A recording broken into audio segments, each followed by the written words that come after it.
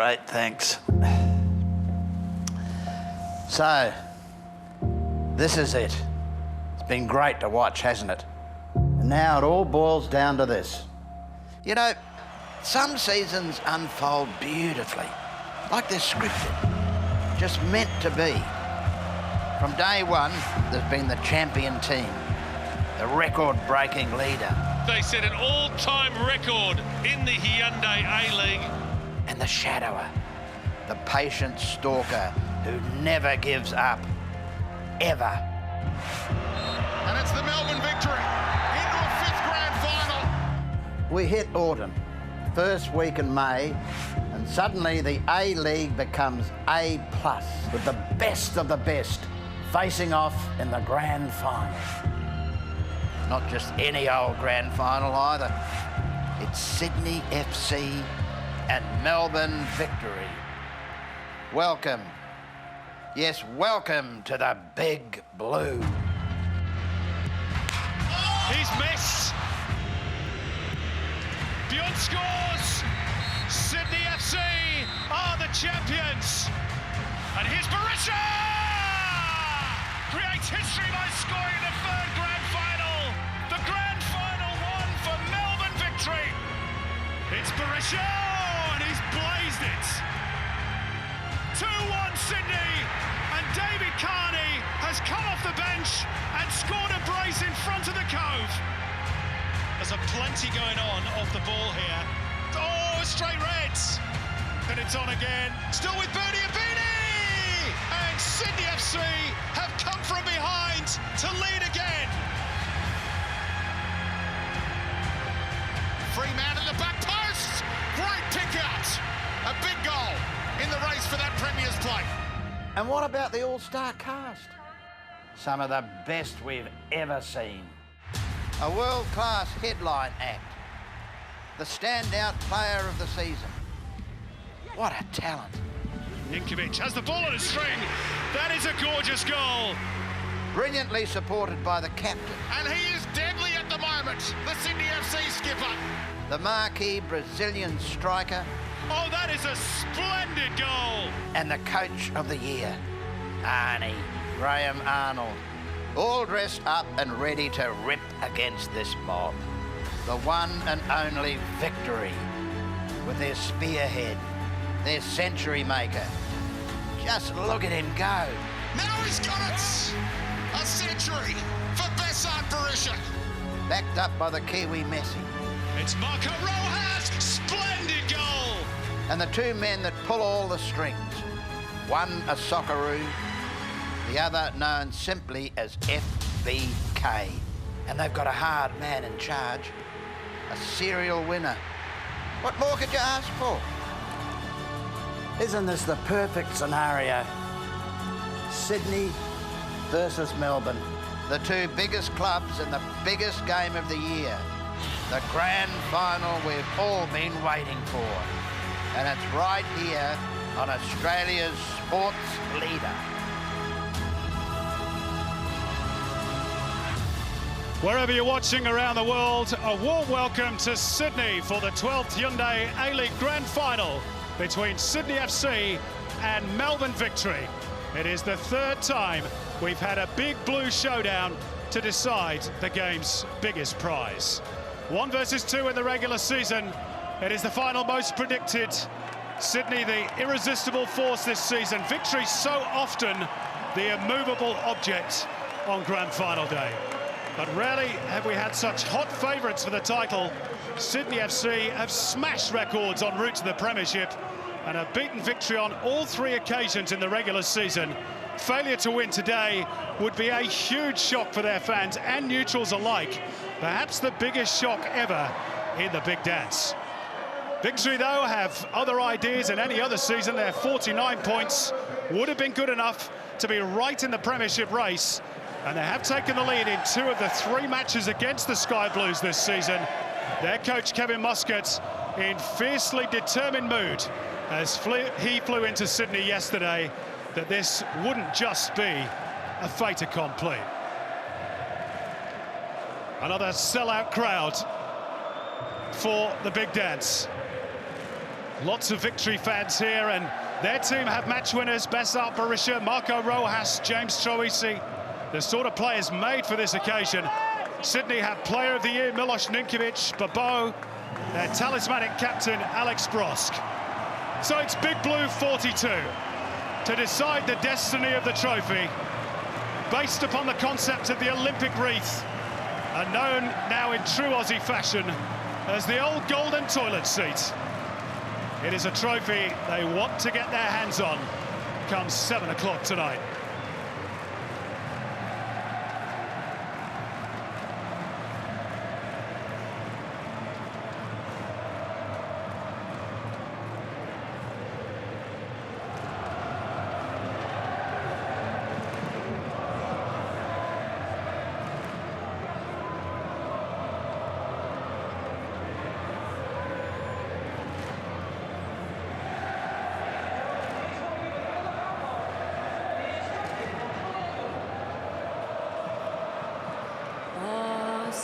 Australians, all let us rejoice, for we are young and free, with golden soil and wealth for toil.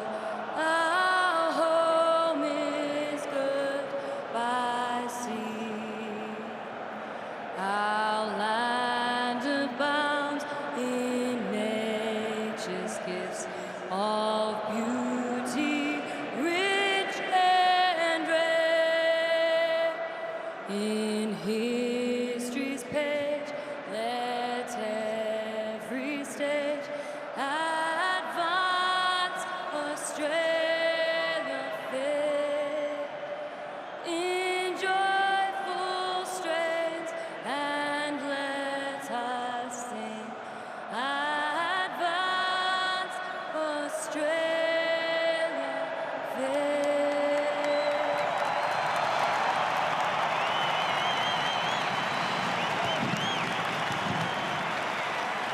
Well, a deafening noise.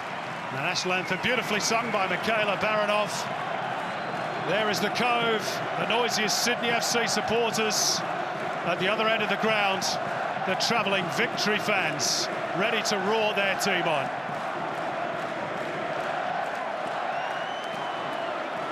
Sydney FC's 4th grand final today, 11 years since they last hosted the big occasion. Led to success that day by Dwight York. Victory playing in their 5th grand final today, which is a record. Here's the team news. No surprises for Graham Arnold. Sydney unchanged yet again. That 11 pretty much picks itself when everyone is fit and firing.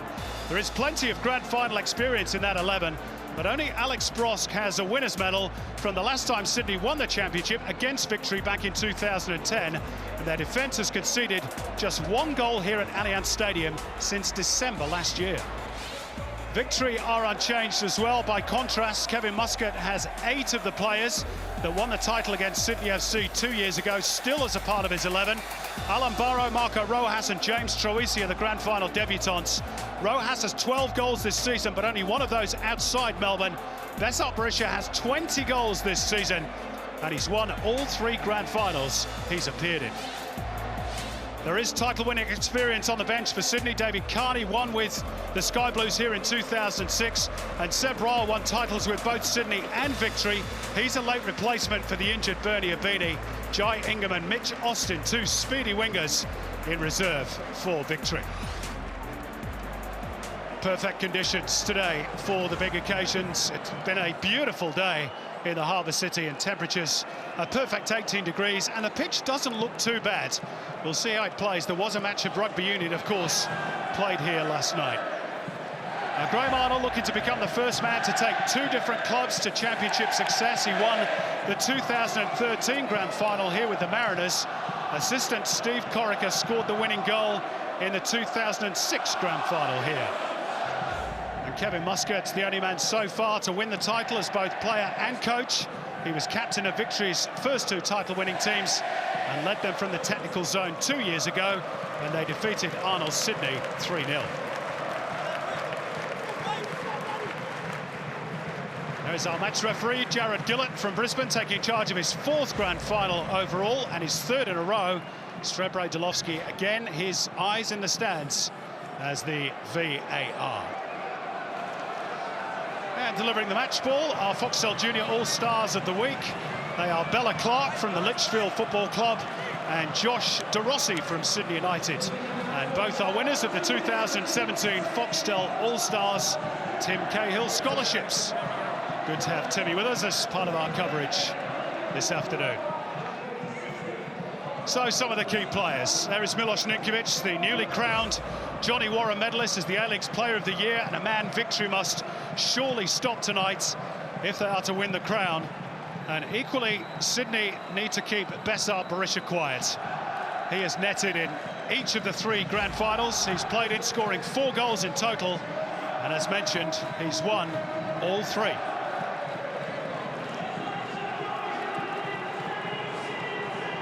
Part of the responsibility for stopping Berisha will be for Alex Wilkinson, who by contrast has lost all 3 of the grand finals he played in for the Central Coast, including in that first year of the A-League against Sydney FC.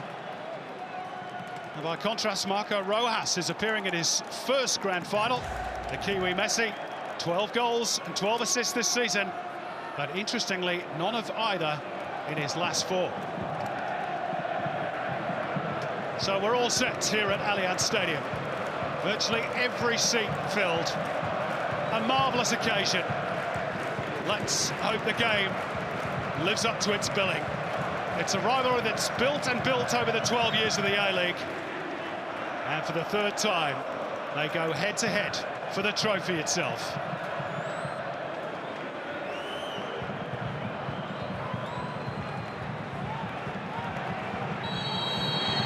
So it's Sydney FC who get us underway in the sky blue jerseys.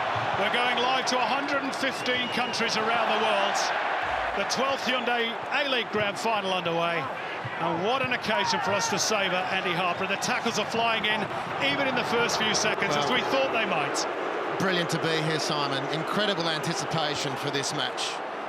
Sydney FC streeting the field in the home and away season. And who's going to catch them? Who can stop them when the championship's to just be decided? And it's the job of Melbourne Victory away from home. And the scene already set. The answers, some of which already answered.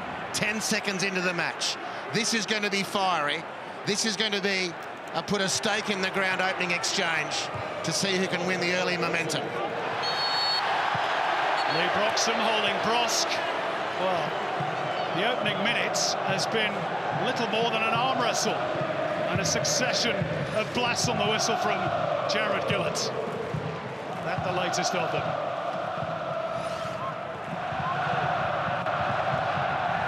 The rugby union continuing from last night then. Yeah, evidently. And similar shades of blue with the respective playing strips, but it's going to be very willing in this opening.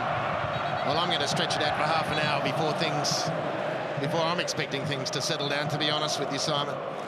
Well, you sort of sense this, listening to Kevin Muscat during the week, very much fired up by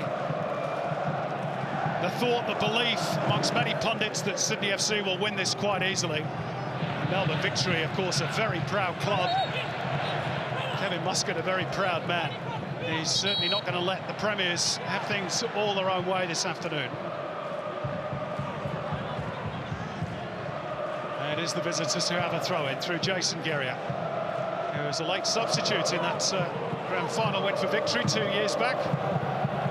Lawrence Thomas, who started and kept a clean sheet, clearing his lines. Solo having to scamper back and keep the ball away from the ever-willing Marco Rojas. That's going to be one of the contests to keep an eye on tonight. It is a key battle. We saw in an earlier Big Blue this season. Rojas, when the game was still in the balance, was happy to let Michael Zorlo, the Sydney fullback, push up the field. Rojas was happy to sit on halfway in some free space if Victory could get him the ball. Chested down here by Fahid Ben Khalfan, playing in his last game for the Victory. It's too deep for either Rojas or Berisha. Tara Rushton is pitch side for us. Can you hear yourself think down there, Tara? Simon, that's exactly what I was going to say to you. It is near impossible to hear yourself think down here. What an atmosphere there is. The Cove in full voice, the travelling Victory supporters that have come to Sydney in the busloads. What an atmosphere down here. What a beautiful, stunning night in Sydney. Remarkable. Terrific. Enjoy it, Tara.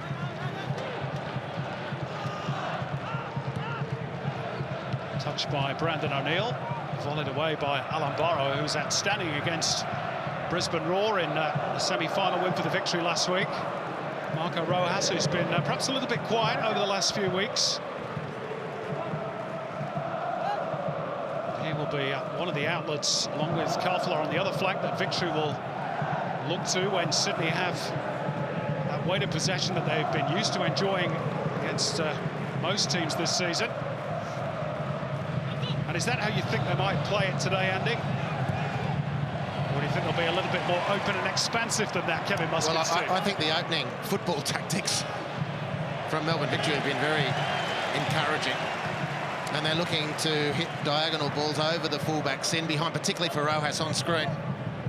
But expect the same down the other flank with Kalfala to turn Sydney around. You see what Victory will have learnt, as probably all the teams have learnt through the season but not been able to do much about, is Sydney really enjoy just getting their opposition into a death roll, a death struggle, and not letting them go. So turning them around when you've got possession as quickly and as often as you can, and constructively as you can, is the way forward in a successful campaign. The Victory have started well on that front. Sure have, and they've won the ball back again inside the Sydney half of the pitch. Kalfala trying to muscle his way through it. Josh Brillante holding him at arm's length for the time being, and Sydney FC have a goal kick. Really good start by Kevin Muscat. Really good, unfortunate for Kalfala. A little mazy down the near touch line, but he lost his footing. Similar plays to Diego Castro last week, if you'll recall, for Perth Glory. And of course a new experience for Victory today, an away grand final. All their previous 4 were at home.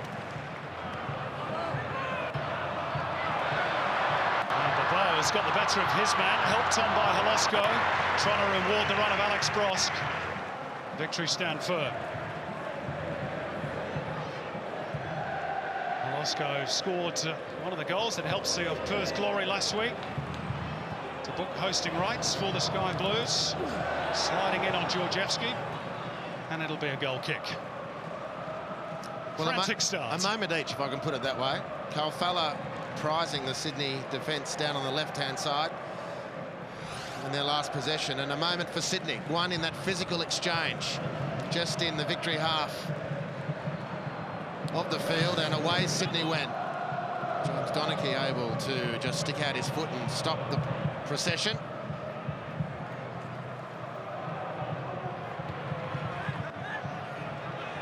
Into touch off the boot of Daniel Georgievski, who, as you heard in the pre-game show, is a Western Sydney boy by birth. I think all his family are Wanderers fans, so no doubt they'll be here cheering him on in navy blue today. 29 family members, we're told, in attendance from the Georgievskis. He too playing his last game for Victory, though. He'll be a Newcastle Jet next season.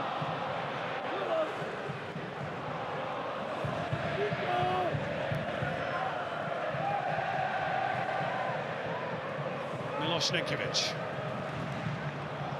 Hassled and harried by Troisi again. Victory trying to apply the high press. Hurried clearance by Vukovic. An infringement on Lee Broxham.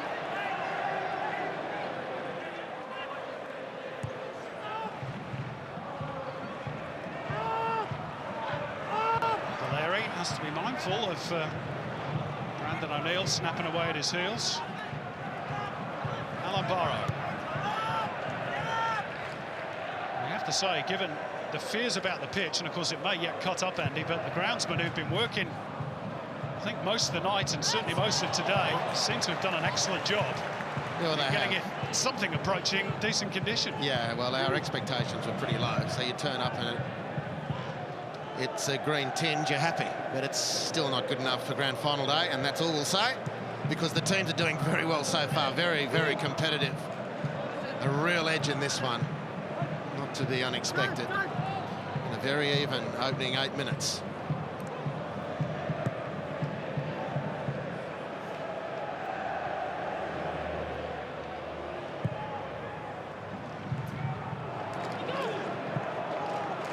Thomas towards Troisi, who had a little bit more time, I think, than he realised. Off the head of James Donachie, and subsequently Brillante. Favours victory, and Rojas has stolen a march on his marker, fires it in beyond Calfella, and also Bassar Berisha. Well, Pitting had the quality of the cross, been better. Poachers like Calfella and Berisha might have fed on that sort of service. Vukovic having to come and claim, and he does pretty efficiently. Yeah, it's a poor ball in, really. It's too easy for Danny Vukovic. Gives him a really nice claim, easy, unchallenged claim to get his grand final underway.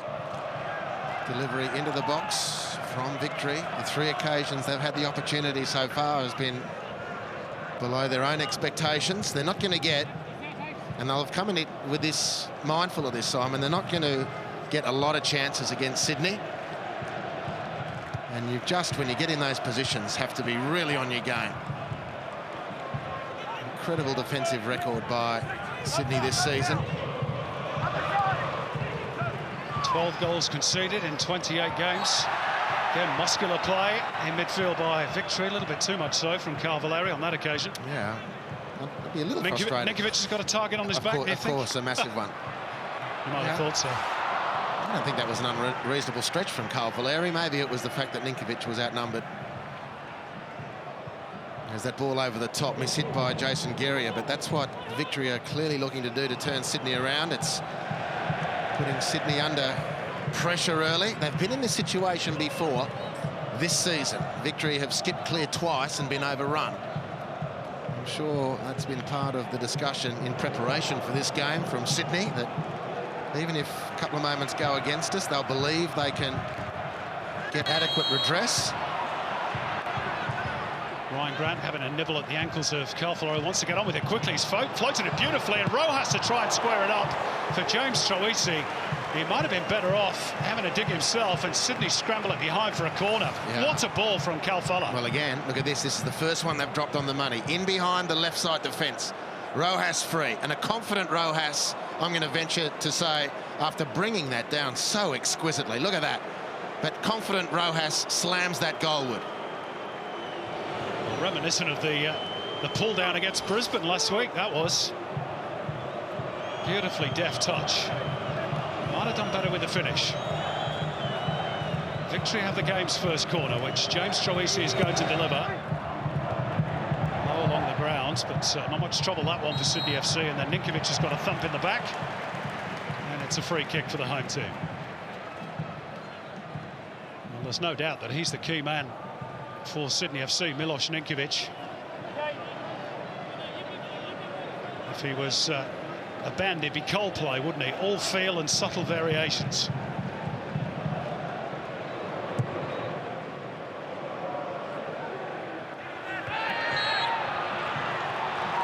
Velasco holding off Daniel Georgievski illegally.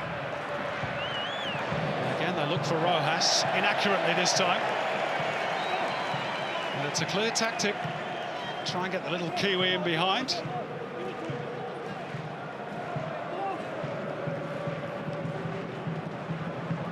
Muscat giving the gum a fearful pounding again. Look, he's got plenty of supplies today. Brillante just glanced off the chest of Brosk, and Grant went for the return and was claiming he was being held back by Calfella. Jared Gillett not interested. Well, that was beautiful from Sydney FC. I mean, there's such high-octane stuff at the moment.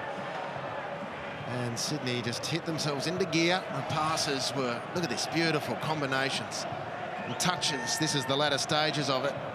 Ryan Grant appealing for the obstruction, not forthcoming.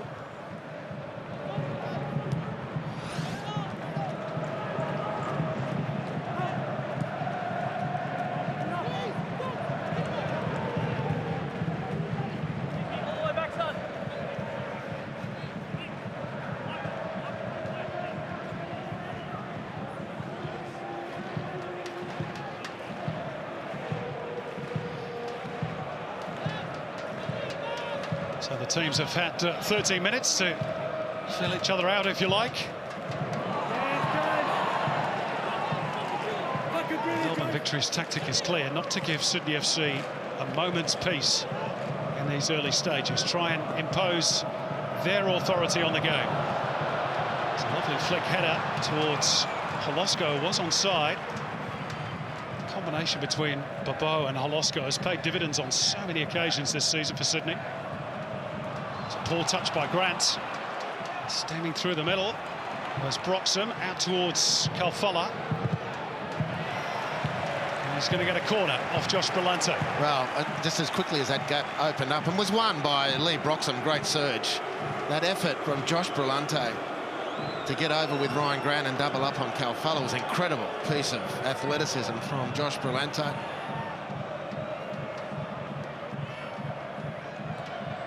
James Donachie trying to inject a little bit of grunt. Perhaps aerially, loitering with intent around the penalty spot.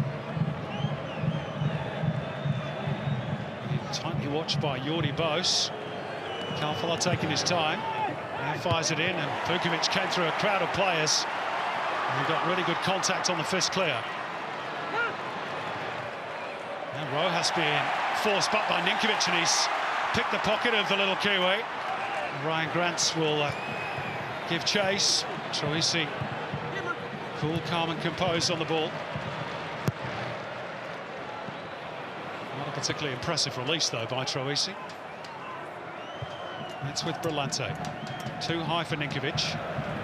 Not for Holosko.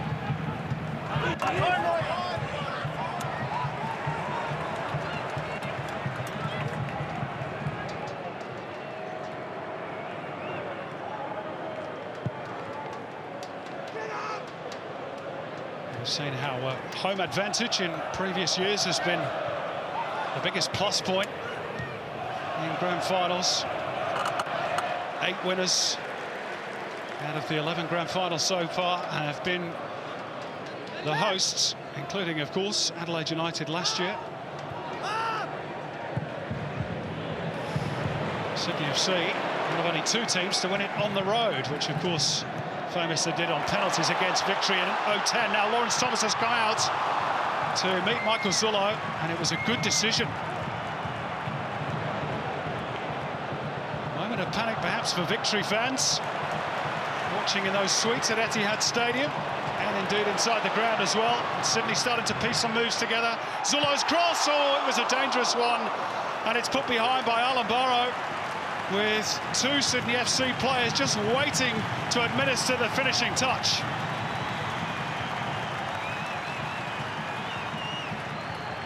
Well, brilliant. Just shifted up a gear, Andy. Yeah, brilliant, the work from Brillante. I mean, this was a risky move to start with. The switch of play from Jordi Bos could easily have been intercepted. Sydney persevered, got a second chance, care of the brilliance of Josh Brillante and the power. Zullo drops the ball right in the danger zone, and Victory didn't know a lot about it, to be truthful. Corner taken short. It's a lovely little scoop forward by Bos, and Grant ever so slightly off balance, which meant he overcooked his release. Suggestion of a foul by James Donachie on Bobo, and Jared Gillett agrees. If he was a bandit behind Maiden, wouldn't he? What are we, Molly Meldrum now?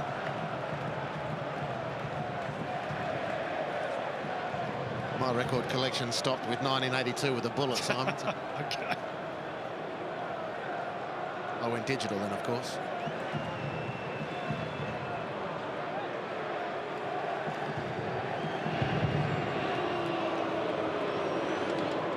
Michael Zullo making sure he's spotted the free kick perfectly. They scatter now as they jostle for position. And it pops for O'Neill, who squares it up nicely for Brillante. Flicked off the head of Holosko. Jordi Bos in a dangerous position, and it's fended off at the near post by Georgievski. Maybe only temporary relief. Back in by O'Neill. Holosko trying to climb, and Georgievski was strong in the challenge. Brillante to return it, and it floats over the top of the goal, and Victory survive, but some dangerous moments. Ominous signs from Sydney, who've been asked some serious questions themselves in the opening quarter hour by Victory, and they get a chance really to put pressure on, and 2 seriously dangerous efforts on goal. Georgievski just outstanding there, the anticipation. And that just goes to show the level of focus that both teams have brought to this. Maybe a regular game, another defender is just a millisecond late in reacting and Sydney score. Just starting to click into gear, you sense, the Premiers. After that strong start by Melbourne Victory.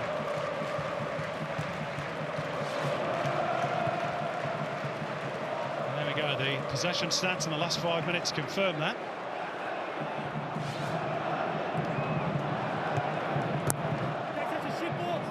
We have seen this on so many occasions this season, Andy. They're like a cobra.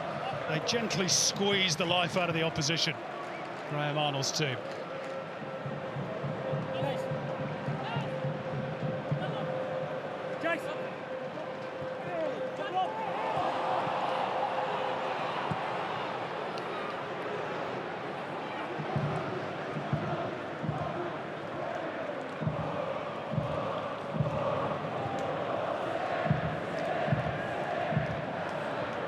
Vukovic, who's played in several losing grand finals. He was actually with Melbourne Victory when they won the championship against Sydney a couple of years back. Didn't play in that final. It's down to Lawrence Thomas.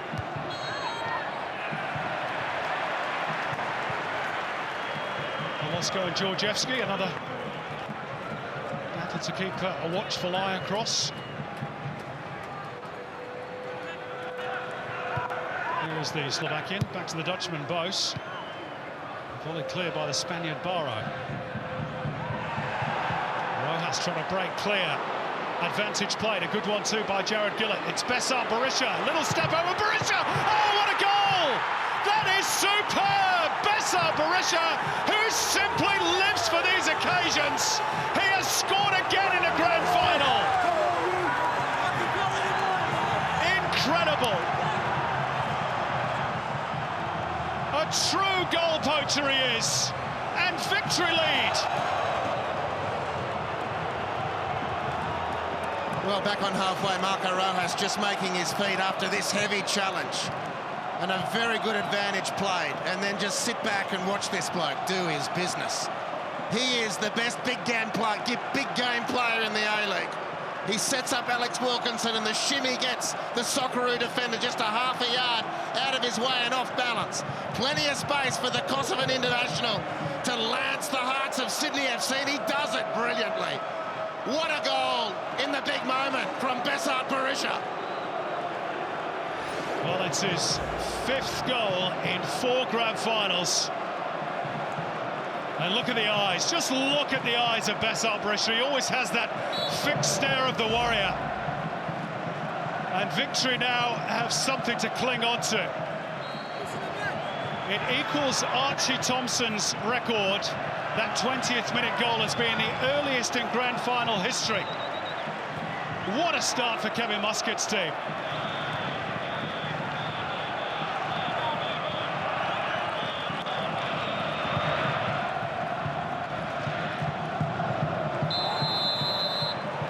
Clash of heads between Kalfala and Grant.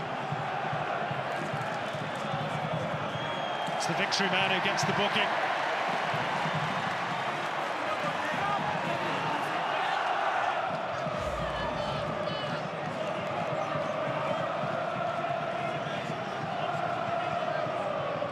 Kalfala doesn't like the decision. Yeah, there was a trailing arm, the elbow, catching Grant in the cheekbone area. Yeah, fair decision. Good pick up by the referee, John Gillett. Even better refereeing in the goal-scoring moment. Brilliant advantage played. There's the Victory fans inside the stadium in joyful mood at the moment. There are plenty more of them watching back in Melbourne, of course. Enjoying Besart Berisha's 5th grand final goal. He equals yet another record. Archie Thompson also has 5, all scored in 1 game, of course, against Adelaide back in 07. Oh, a mistake by Donachie. Well, you just sense that the build-up this week, as we mentioned, Andy, Victory were angered by the assumption that this was just going to be a cakewalk for the Sky Blues. And they have a priceless advantage, for now anyway. Bobo can't get on the end of that one. Georgievski, loose. Ninkovic. It's beyond Brosk. Yeah, and as much as what's come into this game, I think some of Victory's emotion was frustration at their own inability to play the way they wanted in the previous 3 Big Blues. And an error from Georgievski. They'll pounce Sydney. The ball in from Ninkovic, just out of the reach of Alex Brosk. So for the 3rd time this season, Melbourne Victory take the lead against Sydney FC. Can this one have a different outcome? Here's Rojas. There's an off-the-ball incident involving Ryan Grant and Fahid Ben Kalfala, which Jared Gillett hasn't spotted. I wonder whether that's a little bit of payback for the earlier incident, which led to Kalfala getting the yellow card. Kevin Muscat unhappy. And he's having a very in-depth conversation with 4th official Peter Green. He's like a pan that's been left on the stove a little bit too long. He's just about coming to the boil. You can see the steam. Let's have a look at it again. Not much. Not a huge amount in that. Not much. She's just used him as a little bit of a balance post. There's no force in that. I mean, just incredible atmosphere here. What are the Premiers made of? Their home grand final, their free kick delivered by Zullo, fisted away by Thomas.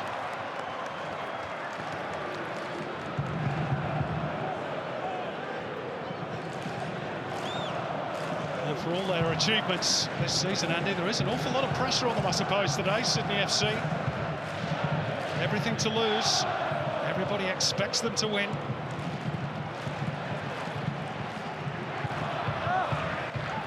And in terms of grand finals, and obviously there's still a long way to go, we've only played 25 minutes.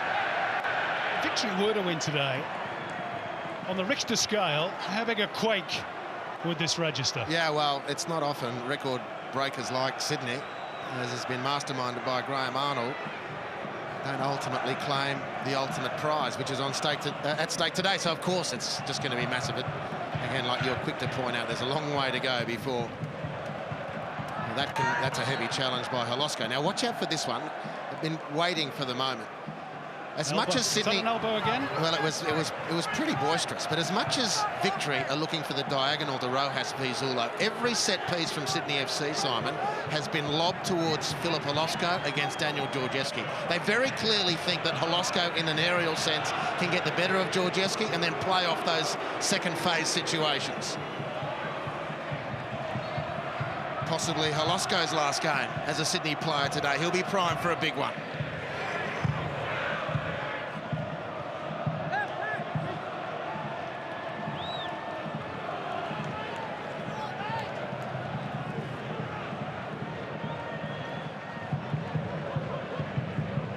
Kalfala jumping out of the way before Georgievski decided to take control. And they've got away with that one, I think, Victory. Well, I don't see it so much as that. They got themselves into a ball-protecting position and were fouled. And you stay in the contest, Sydney will keep pushing you, and you're going to get your share of free kicks. I thought that was good play from Victory. Georgievski. And a physical challenge by Holosko.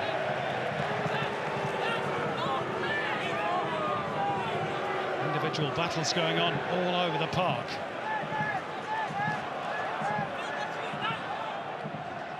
Muscat talked about belief. They've shown plenty of that in these opening 27 minutes. Melbourne Victory. Not intimidated by the crowd, nor Sydney FC's near-perfect record.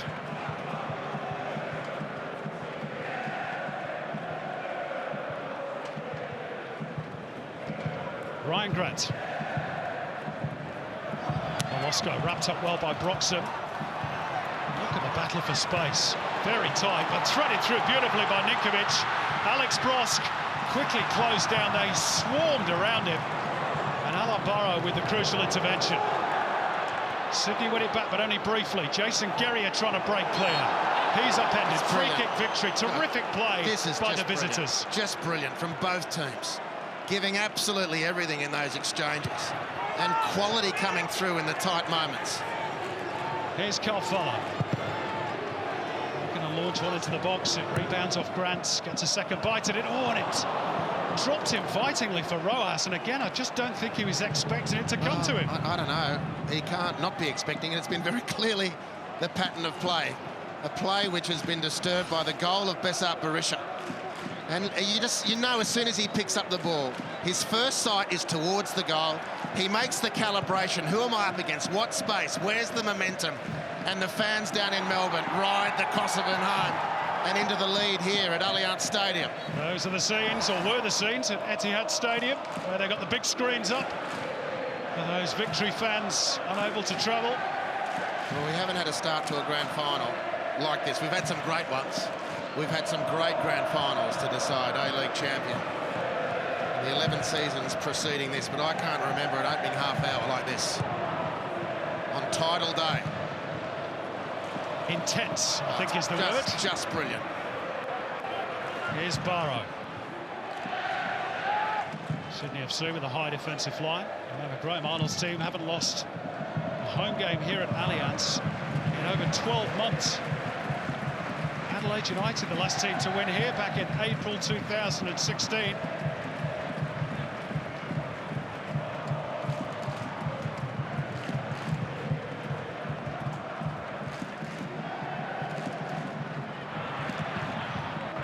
Giving chase, or rather Holosko.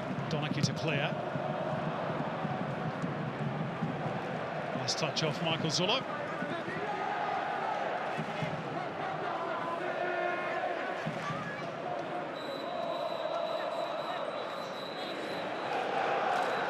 Jason Guerrier, born in Canberra. I'm sure he's got a few relatives up for the big day as well. Another clash. Berisha's come off worst. He's not going to get too much sympathy here, of course. Incidentally, that's a goal by Berisha today. He's suggesting the elbow in use again. Equals his best ever seasonal return in the A-League, 21. More importantly, he's earned his team a free kick here. Floated forward by Donachie. Excellent touch by Troisi. Oh, that's very deft work indeed by James Troisi. Had the ball on a string. And still does. Brilliantly done, and Rojas in at the near post. Vukovic to claim. Well, that's three close ones for Rojas. That was the hardest of the three, and apart from a lot of physical effort, that's the best contribution from James Troisi so far. And it's those quality players, of particular quality. Oh, that's a clever touch by Ninkovic to open it up for Zullo. He can't get past James Troisi with the release. Yeah, amidst the help. Or James Donachie, I should say. And fury, it's Troisi the most likely for victory, and Ninkovic. And if this one settles down, if they can find some space, all ifs at the moment to put their foot on the ball and just try and make some sense of the mayhem here at the moment. It is just punch and counter-punch here at Allianz. Carfala, driven back by Ryan Grant, unfairly.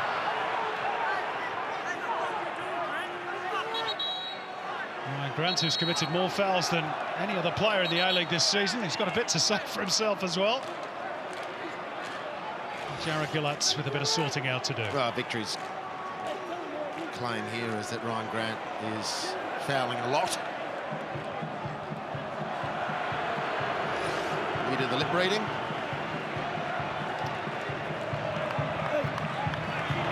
Certainly not going to repeat those words. Ryan Grant has escaped with a warning. A standout season, though, which culminated in that Socceroos call-up for the most recent World Cup qualifiers. Barrow hitting it crossfield. Again, they picked out Rojas. And the ball has just got away from the Kiwi winger again, but that tactic has paid big dividends for victory. Well, you know, and if Marco Rojas is going to sound hypercritical, it's not meant to, but if he can find his best game from here, he'll cause havoc with that sort of service. Again, he tries to bring this down instead of playing it first time and just hoping someone's there. and expecting Berisha, who would have been there. Ninkovic, who's angry with Carl Valeri. Oh, it's all kicking off here, got to be careful. It's going to get out of control. Jared Gillett is keeping a watching brief. Arms raised, shirts grabbed. Voices at fever pitch. And Jared Gillett has got to make sure that he keeps across everything that's going on and punishes the correct guilty parties. This was the flashpoint that set it all off. Broxham clumsy and careless going into the back of Ninkovic, who's probably frustrated, and took those frustrations out on Carl Valeri, who wasn't the original guilty party. And Jared Gillett's just going to give himself a moment, which is probably wise given the circumstances. Well, all I know is I was wrong, Simon. I said at 30 minutes it might settle down. At 33 minutes it's really kicked off.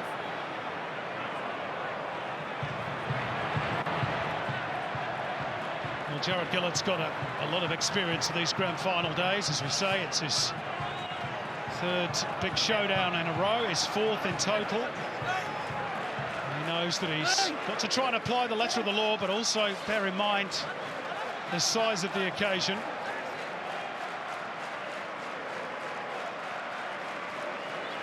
Last thing we want is a player sent off, and Ninkovic has got a booking for his retaliation.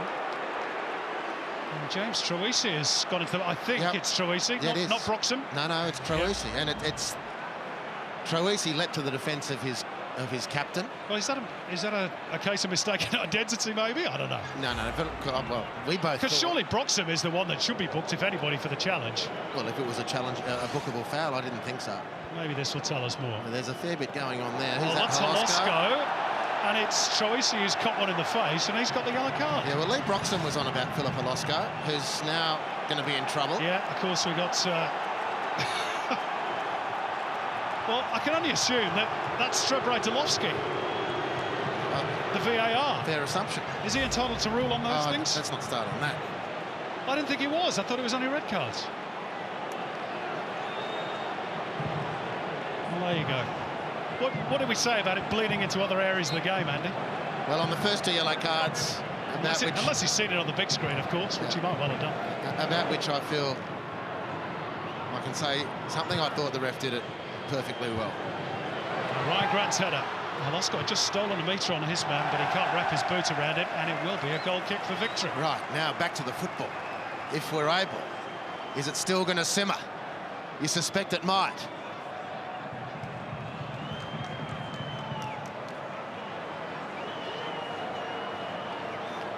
Well, it's just the perfect scene in the Harbour City tonight, a full stadium, superb weather conditions. And what a game we've got on our hands here.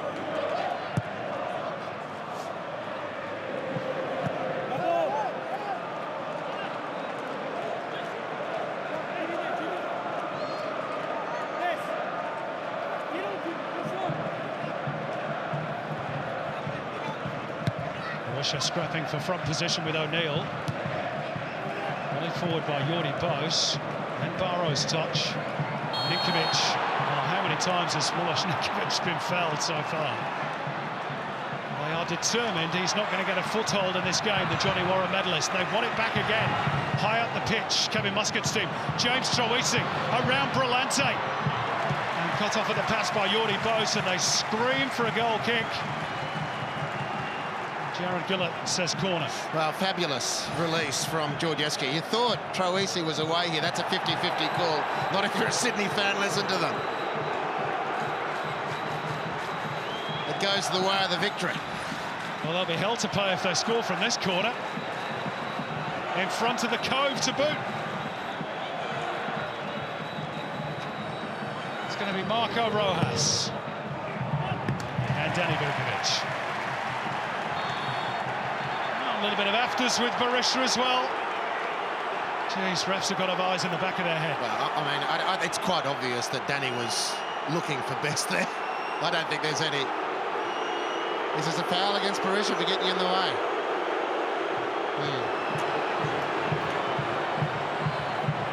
pantomime villain. That's punch and Judy stuff here. Make no mistake.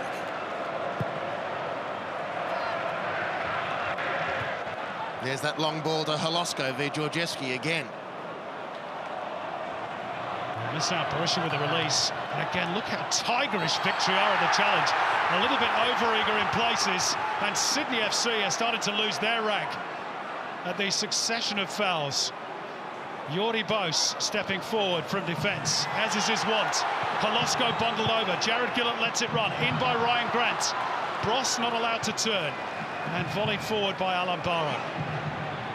Well, this is just epic. The intensity is quite unlike any we've seen, certainly in recent memory. There's no question about that. And you know what? It has to be this intensity from one team to take on a team like Sydney, given the form and season they've had. And Victory in the 40 minutes, or near enough to, have shown that they've got that in their locker. The next question is, how deep is the reservoir? Here's Babou, barely sighted as yet. Hold off his man, but Donachie sticking to the task.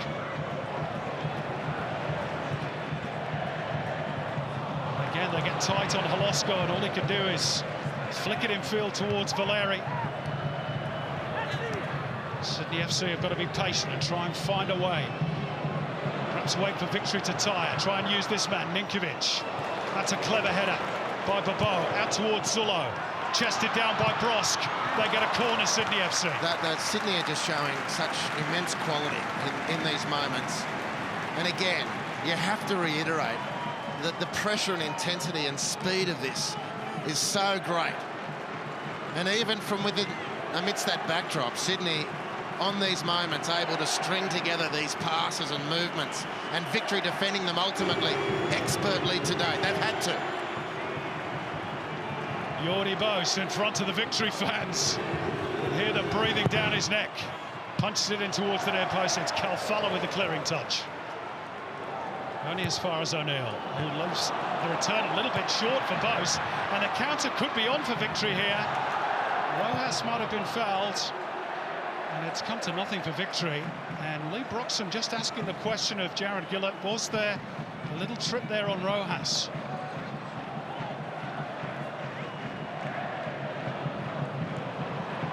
What about that? Barrow, what a stretch that was. What about that from Alan Barrow? Here's Ninkovic. Sydney needs their talisman more in the game. Out towards Zullo, who punches it across. Oh, coolly done. Georgievski. If you don't mind. No problem. Settle down, boys. Just settle down. It's all good. Well, he's been under siege in this match, and he's stood tall and strong. Rafters on Bos, tapping all over the pitch.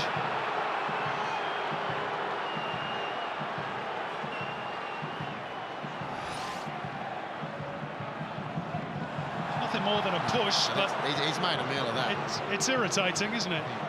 No, it's probably a free kick. But... Anyway, here comes Sydney up the other end. Babou with Donachie alongside him. Snaps it in towards Brosco. Had to take it first time. And Lee Broxham providing tremendous cover for Victory. Got his body in the way.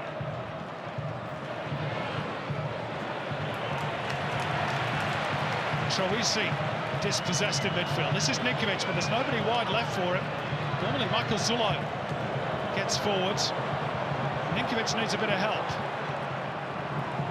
Gets it from O'Neill. And again, Victory drives Sydney back into their own half. You know, that is an enormous effort from Victory. It's not often that Ninkovic is forced back and with no options. Sydney, to their credit, have kept possession, which was imperative, and they'll set again for another attack. But the initial work by Victory was very good in repelling Sydney.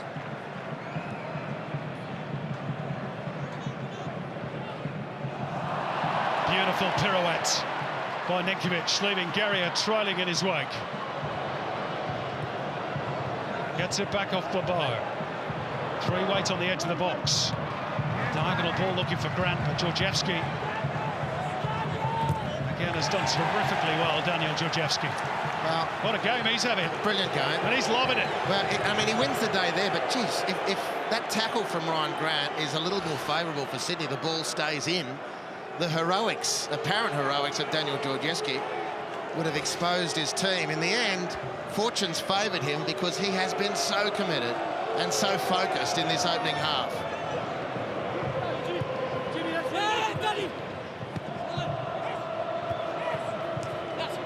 Brilante's touch. Holosko can't get clear of Georgievski again. Calfella. Oh, he's caught late there by Brillante.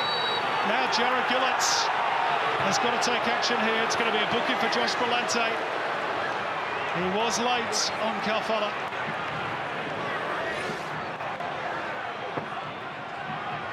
Yeah. No question. No question it's a yellow card. And the referee, I've got to say, has been as good as any of the players so far in dealing with this. It's just been an amazing half of A-League football. Brutal. Absolutely brutal. There's going to be a lot of descriptions on this half. In the best possible sense. And that's a good one. In the best possible sense. This has just been amazing viewing.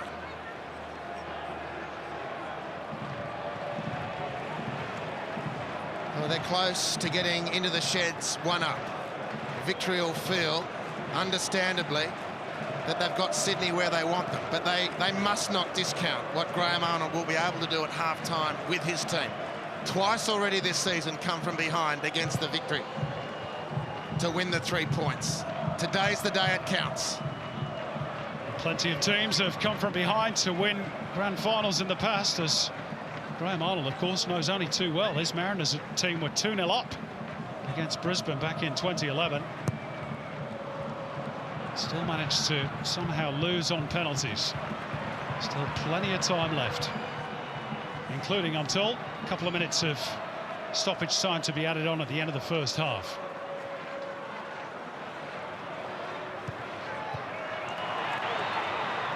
Turned over by Brillante.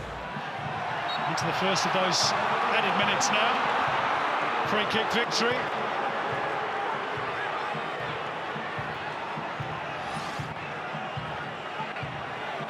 For that. Just the slightest of nudges by Grant. Was it enough, Andy? Well, Calfella was feeling for it, if I can put it that way.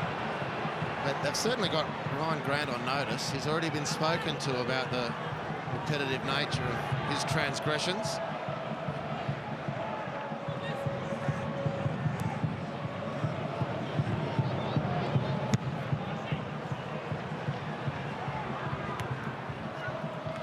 Oh, high foot. Barrow. Ross not bothered by it, and Lawrence Thomas to clear. Zulu and Rojas, two of the smaller players on the park in the aerial contest. Guerrier gets the throw in for the visitors. Oh, both feet were high, to be fair. And the instructive bit, how quickly did Alan Barrow withdraw the ball, his foot once it had missed the ball. Pleased again with the way the referee saw that one. Combustible moments.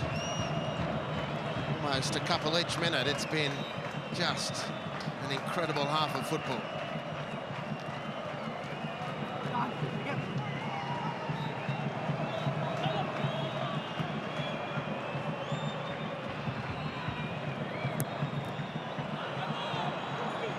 Well, the scruffy work by Zullo. Rojas quickly on his hammer. Victory ending the half the way they started it. They have simply refused to be bullied by the Premiers. And remember, have lost just the one game in the A-League this season. Not John Ninkovic.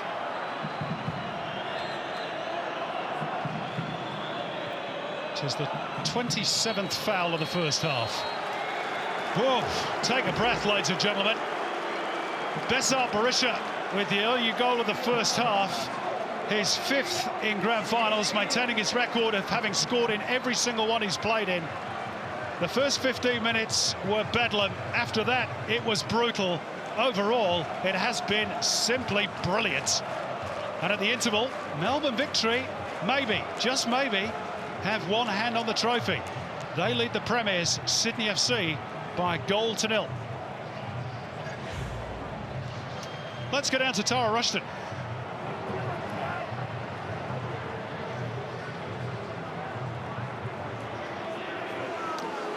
OK, we can't get Tara at the moment, so Adam Peacock and the boys will be back in a few minutes to wrap up all the first half action. See you soon.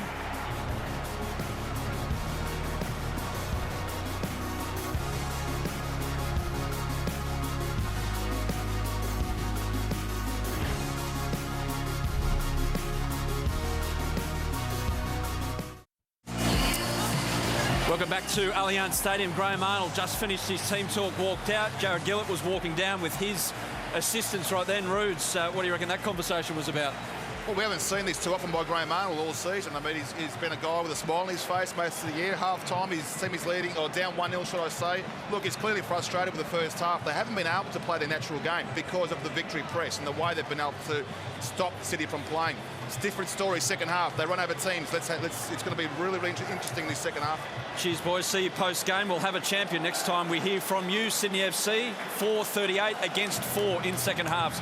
Backing up the sentiments of Mark Rudin right there. Andy Harper, Simon Hill, back to you. Yeah, thanks very much indeed, Adam. Well, if Sydney FC are going to lift the trophy, then they're going to have to create a bit of history. No team has ever come from behind at half-time to lift the trophy, turn the game around. And there is, of course, their goal difference in the second halves of games this season. They've scored 38 goals, Sydney, and conceded just the 4. That's in the second 45 of matches in season 12. Let's see if history repeats. It is the goal scorer, Bessart Brescia, who gets the ball rolling for the second 45. Scorer of the opening goal, as he was in the 2014-15 grand final. Are we going to have the same result? And our victory going to complete, Andy Harper, one of the biggest surprises in the A-League era. Well, you know, it is way, way too early to come to that conclusion. That was the first foul of the second half, but Jared Gillett has waved play on. And we shouldn't make mention of Jared Gillett with the victory goal. He might have brought them back for a foul on Marco Rojas, and he played the advantage there. Really good referee. Yeah, excellent. I think he's had a fantastic game, the referee. I don't think anyone on the field, players included, have had a poor game yet. We might expect a little bit more from some individuals, but the nature of the game has favoured a certain set of skills as opposed to another set. Zullo. Bobo just trying to nick it through the legs of James Donachie, who refused to be outfoxed. The other little bit of officiating we should clear up is that yellow card given to Holosko. We did query whether the VAR had actually got in Jared Gillett's ear. Of course, he is not allowed to do that. And the word from Srebro Delovski is that decision was made by the fourth official. Here's Peter Green today. So Sydney FC attacking the Cove end in the second half. They'll look to get their ball plays, particularly Ninkovic, more into the game. Second 45, he was really crowded out, bullied in that first half, as was Sydney FC as a team. Here is Ninkovic. It's all a bit narrow. He has a little glance out wide left, and there's no Michael Zullo, so he has to go central for Bobo, who gets it out rather fortuitously via a deflection towards Ryan Grant. And Victory's pincer movement has worked. And James Troisi races away. There's not a whole lot of help. Rojas is busting her gut to get to the far post, but ball's not going to arrive. Good tracking back by Berlanta. Incredible from Berlanta. Good surge from Troisi. A great start from Sydney a couple of minutes in. Kevin Muscat will want his team to find their mojo from the first half quick smart. This lead is going to evaporate otherwise. Michael Zullo carrying the ball forward. Brosk, it was coming at him at quite a rate of knots, and he couldn't control it. And the chance is gone. And so, out of Melbourne, hang on, what do they do? Well, in general, Simon, as I watched that semi-final unfold last week, Victory v Raw, I couldn't help but think, as I was watching it, that Victory are looking beyond Brisbane, and how do we beat Sydney with that performance against Brisbane? To sharpen the tools for Championship Day. It might be presumptuous of me, or if I'm right, it might be presumptuous of Victory to look beyond the semi-final in that manner, to get ready for this titanic clash here today. But I think that's what we saw in the first half, a Victory with clear focus and very sharpened tools for this particular job at hand today. Now the question, How do they stop the second half Sydney surge, so typical of this campaign by the Sky Blues? It is going to be fascinating to watch. Alex Wilkinson going crossfield looking for Grant, who did reach it. Drops for Donachie. Steadied down by Valeri. Got rid of quickly by Broxham, but he was impeded by Holosko. I suppose you could say so far, victory have out-Sydneyed Sydney, if you like. They've applied the high press, they've won the ball back high up the pitch. It's exactly to the point I was trying to make. Now, are they able to do it for the rest of the game? Because the story of this season is basically on a weekly basis. Opponents haven't been able to do that to Sydney, and we've seen what sort of output has been required by Melbourne Victory to gain that advantage. In the big test, have they got enough there to continue on with the job? And their fans will certainly give them noisy backing. Away to our right, Guerria's long throw. Berisha challenging. Berlante clearing. Barrow returning. Throw in Sydney.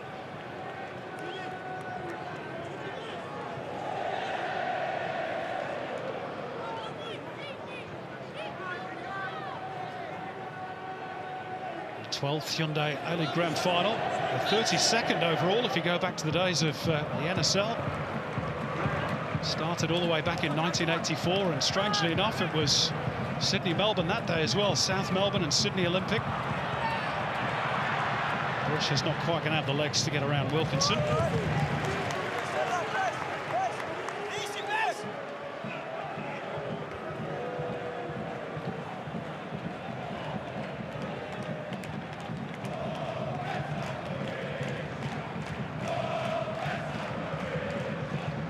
Victory do win today, they will join the likes of South Melbourne and Marconi Stallions. 4 championships. Drops for Troisi, and to hit it quickly. Just a little bit too much elevation. Yeah, good moment for Troisi. He's had a couple of moments in this game, no more than that in truth. He's been as energetic as any of his teammates in trying to denude Sydney of ball and space and time. But with the ball, he hasn't been as prominent, bar for 2 or 3 moments, and that was a good flash in the pan from the Socceroo.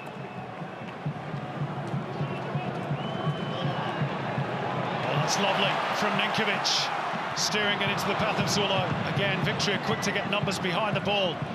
Ninkovic trying to curl it in, and it's routine for Lawrence Thomas off the head of Philip Holosko.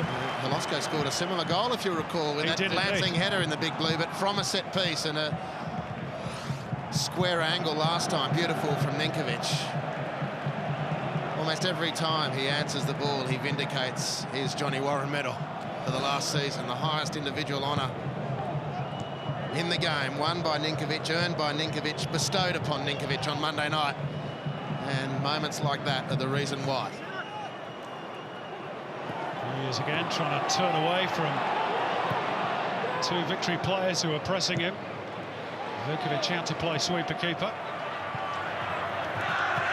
And Guerria thought it was going out, and Bobo has stolen it on the blind side. Runs towards the cove, squares it up. Bross couldn't control it, and it trickles away from Milos Ninkovic. But just 1 or 2 signs, perhaps, that things are starting to open up for the Premiers. And the red-hot favourites, of course, today, but they still trail.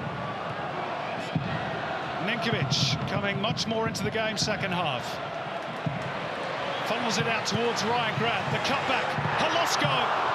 And he was just trying to set himself, but he was leaning back, and he scoops it over the top. Well, but promising for Sydney. Errors like that by Jason Guerria on halfway against Babot are what Victory basically weren't making in the first half. And it's errors like that by Jason Guerria on halfway against Babot that Sydney have punished all year, and they came very close. Ninkovic with some space, setting up the play. Holosko could have done, should have done much better.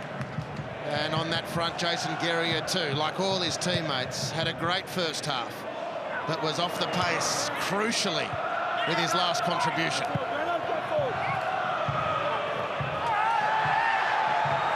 Graham Arnold believes Brandon O'Neill should have a free kick for that. Bundled into the technical zone.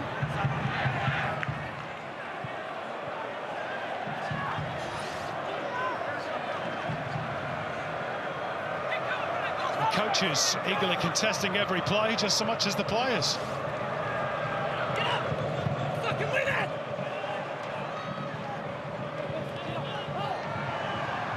Tangle of legs between Brandon O'Neill and Bessart Berisha.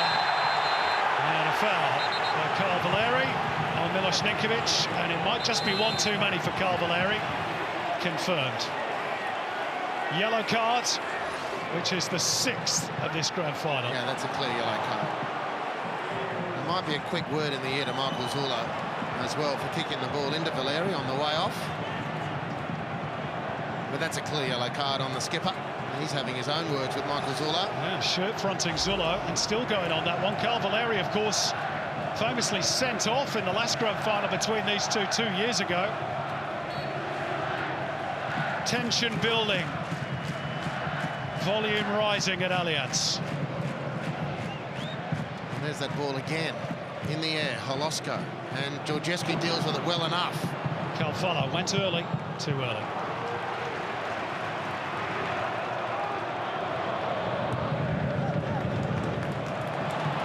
Ryan Grant urged forward by the Cove. Brillante forced a check and he's turned the ball over. Vukovic off his line. Well, it was the right idea, wasn't it? Why not? James Troisi with the cheeky try.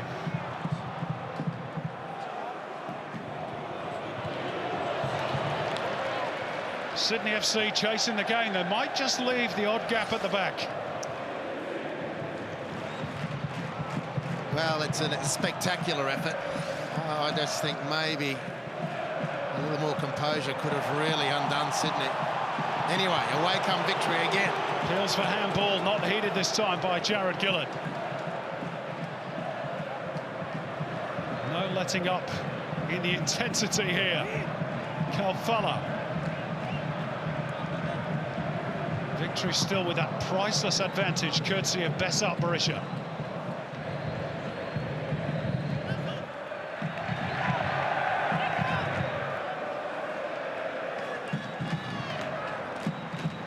Kevin Musker will be pleased as punch with the way his team has responded to his orders. How to approach this grand final. Still a lot of work to do. Especially as Ninkovic having more of a say, but he's turned that one over to Donachie. Troisi flying in with Zullo. Well, that had to be bordering on reckless, unless a replay perhaps will tell us a different story. Victory fans sensing perhaps a 4th championship. Make their journey all worthwhile.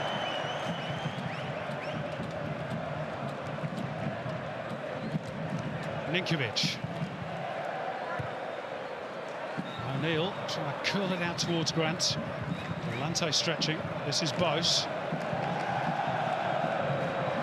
Wasn't a bad touch by Grant, but it caught Holosko unawares. Well, battle of the midfield. Battle everywhere, really, but Brillante covering brilliantly after Broxham had covered so well for victory to try and release Kalfala.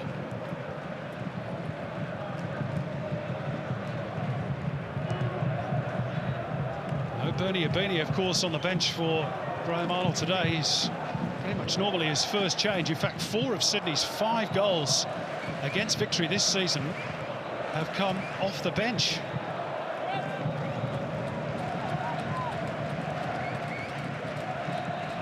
David Carney is an option. Matt Simon, of course. Milos Dimitrijevic can inject a little bit more guile, potentially.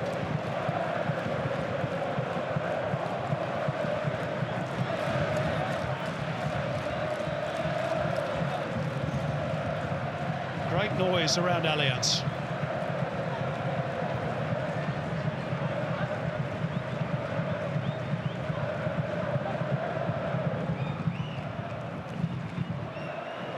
Valeri. Georgievski couldn't get away from his man. Jason Guerrier popping up in an attacking position. Good win in the air by Bose. And again, look how frantic the play still is. Neither team willing to give an inch. Off the head of Wilkinson.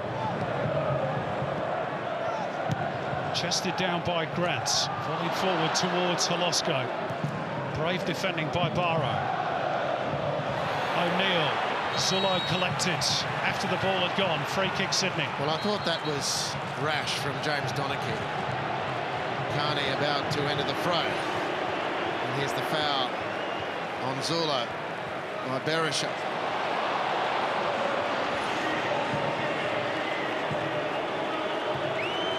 So Philip Holosko takes his leave. I wonder if that's the last we've seen of him in a Sydney FC jersey. He's completed the full 90 minutes on just 6 occasions this season, Holosko. Normally it's a beanie, but of course he's injured. Who's his replacement? Instead it's David Carney, or Super David Carney as they know him in the Cove.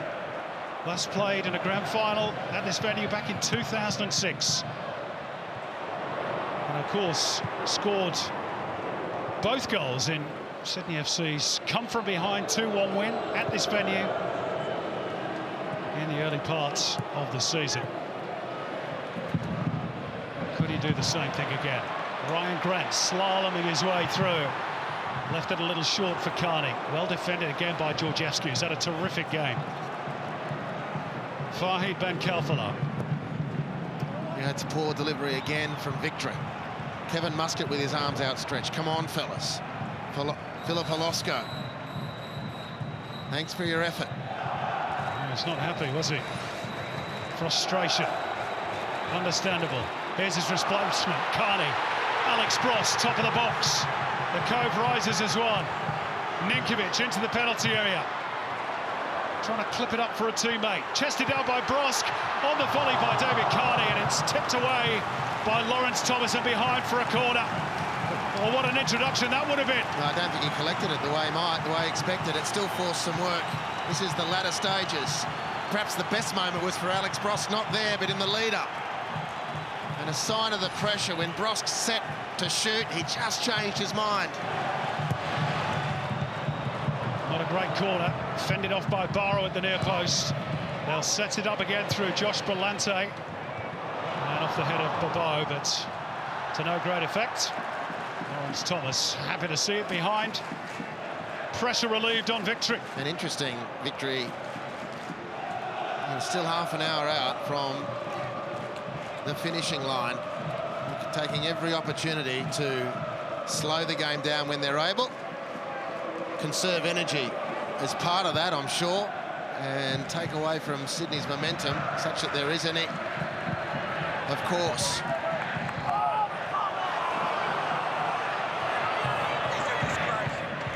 Bobo just leaning into James Donachie.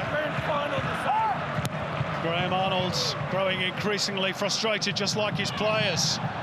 There was a little nudge that time by Kalfala.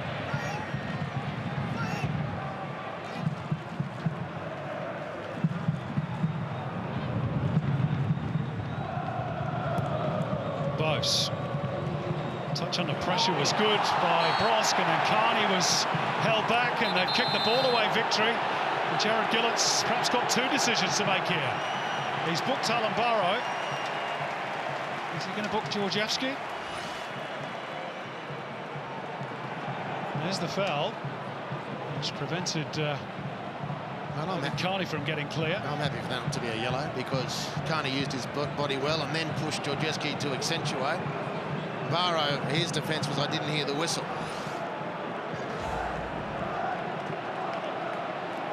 Yellow card count moves up to 7. Listen to the noise around Allianz. Punched in by Bose.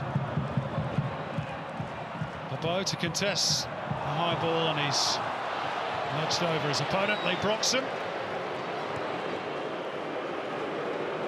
Kevin Muscat's game plan so far has been executed to perfection.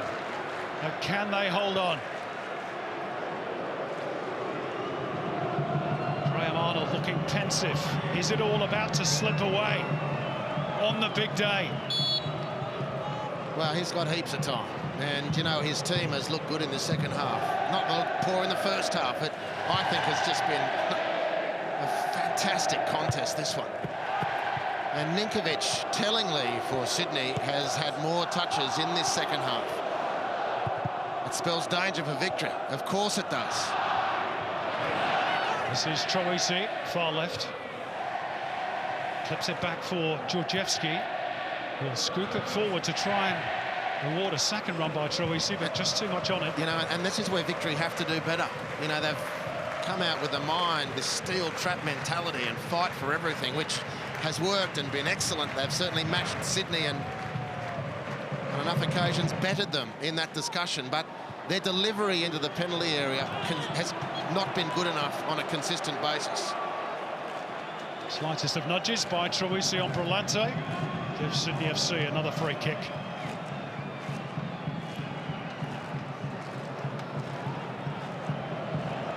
Wilkinson. Michael Zullo. O'Neill. Then they look to go cross-field. This time it's accurate for Grant. Georgievski in the way again. Calfala for Troisi, slips it through Jordi Bos, and victory could be away here. Rojas is going to be flagged offside. Well, what a chance that for Melbourne, victory on the counter. Well, this time it wasn't a delivery into the penalty area. It was a miscalculation from Rojas, an experienced, high-quality play. He, on Championship Day, just has to do better than that. You've got to be more aware. You've got to flatten your run. Accentuate the arc in your run so that you can actually punish your opponents when you get that magical opportunity. Barrow having to turn and chase. Donachie taking control. It's coolly done. Not a particularly great clearance. Heavy bounce off the chest of Calfala. I'm not sure this is a grand final that will go down as a classic in terms of the beauty of the play, but the intensity has been unmatched. So that was decent. That was beautiful from Brillante. Zullo's ball in, a dangerous one, and Donachie again at full tilt, gets it behind. And victory inviting pressure on themselves and having to continually access this reservoir of commitment and bravery because they're giving the ball away too cheaply in open space. James Troisi, the latest culprit. A blind swing at that ball as it bounced into volley for him. A turnover for Sydney and away they go. The Sky Blues laying siege to the victory goal. Alex Wilkinson at the penalty spot. It's punched in near post by Jordi Bos instead. And Brillante's header. Pops out for Grant. Back through Michael Zullo. And out again for Bos. Can't get around Alan Barrow without committing the infringement. Sydney fans don't like it. Felt he played for it. Beautifully brought down by Bos. And as much of a touch on Bos as there was by Berisha on Bos. Oh, it's just an arm across the Spaniard, isn't it? He's not complaining. He knows it's the way things go. I think one of the big questions, as we've sort of alluded to at the moment, is could the victory have the composure at the moment to take a second goal advantage when those chances come? It's 100% desperation and helter-skelter. Final touch off Carney. Linesman getting involved as well. How does that microphone taste?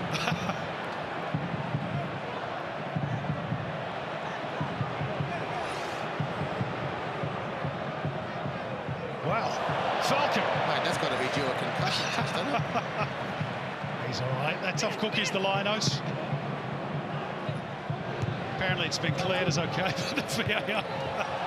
I'm told.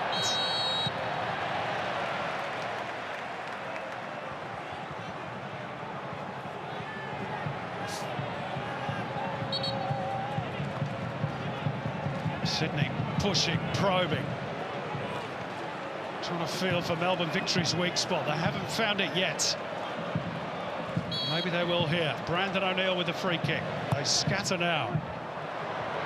It's too deep for Bos. Crossed in by Wilkinson. Ninkovic threw himself at it. Brillante was brave. It won't sit for Grant. Out it comes for Brandon O'Neill. Jordi Bos to chest it down. Can they find the angle? Victory desperate. David Carney! It's in now! It's in off Ryan Grant! All square in the grand final! Incredible drama! And it's the right fullback who squared the ledger in front of the Cove.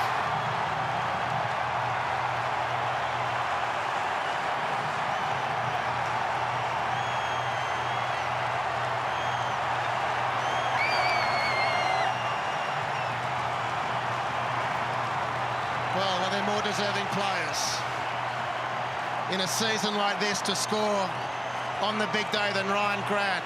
Fabulous desperation from Victory. They just couldn't get it away. Does it go in on the first instance? We can't really tell. It's close enough. But Ryan Grant makes no mistake.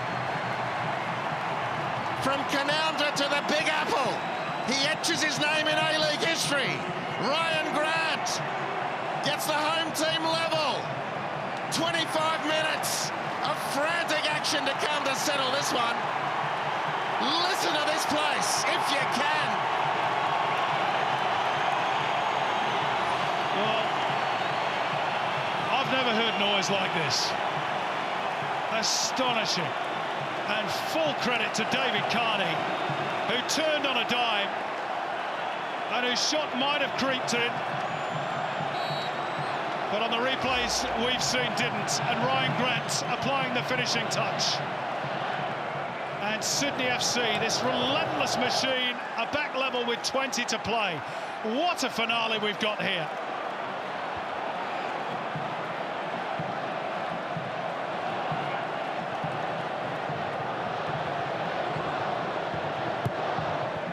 And we're back at the scoreline we had back in 2010. You remember that day? Mark Bridge for Sydney FC, Adrian Layer for Melbourne Victory.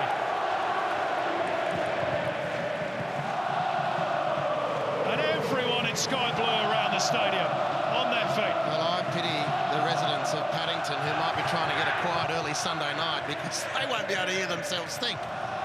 The stadium has just gone absolutely ballistic. Victory have got to try and clear their heads. They're still very much in this grand final. Barisha giving chase. Close back to Vukovic, who will clear.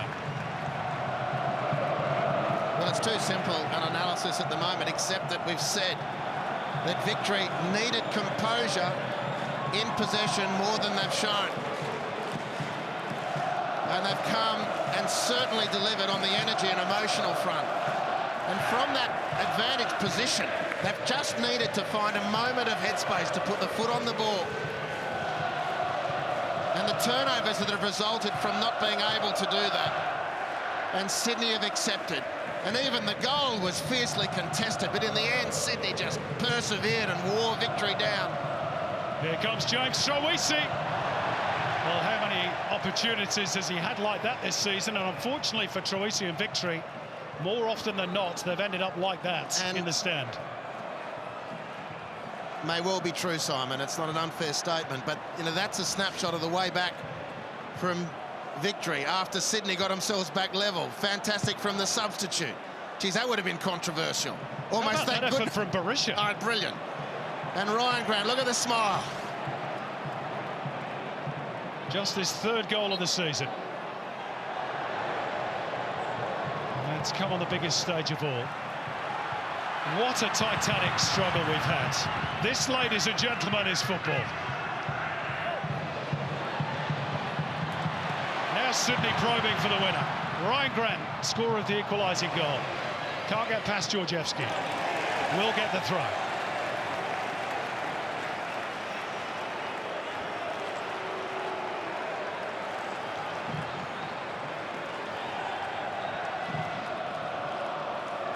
Grant to launch it long. Georgievski there again. Rolante on the bounce. Donachie in there ahead of Babou. Good work by Sydney, and Brandon O'Neill chanced his arm from outside the D. Well, that's the difference between the teams at the moment, Simon. Is Sydney settling enough to play their stuff around the penalty area?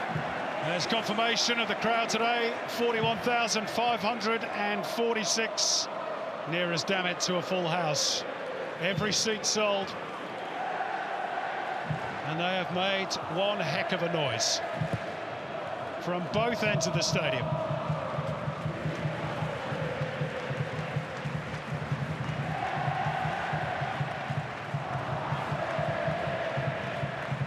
Lash forward by Zullo. Guerrier was in the way. Nice touch off Babo. Graham Arnold looks as though he's feeling a little bit happy with life. Face doesn't maybe show that at the moment.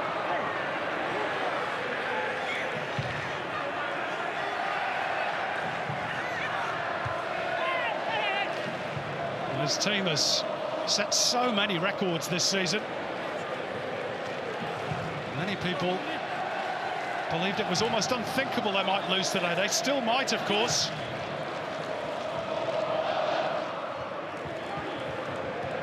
They have at least squared the ledger.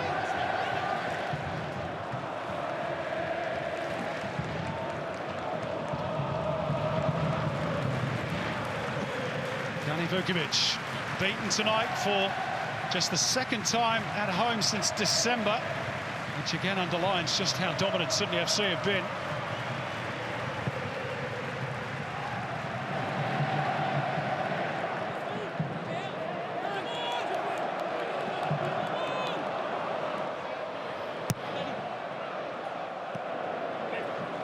Barisha trying to hold the ball up. It's as though there was a hand in use there by Jordi Bose. Out towards Michael Zullo. Ninkovic turns clear of Broxham. Tees up O'Neill, it was tight for him. Brillante just trying to set himself. Victory pounce. And here's Kalfala. Georgievski.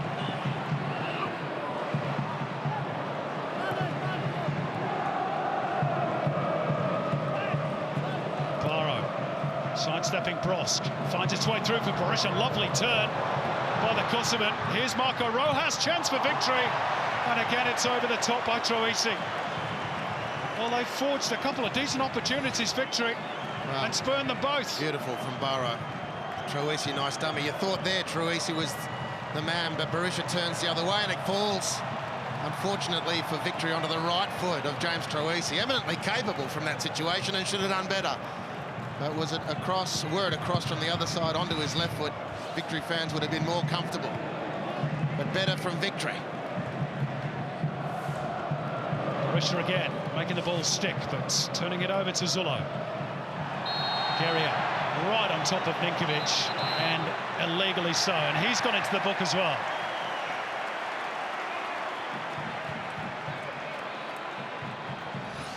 Make that 8 yellow cards in total.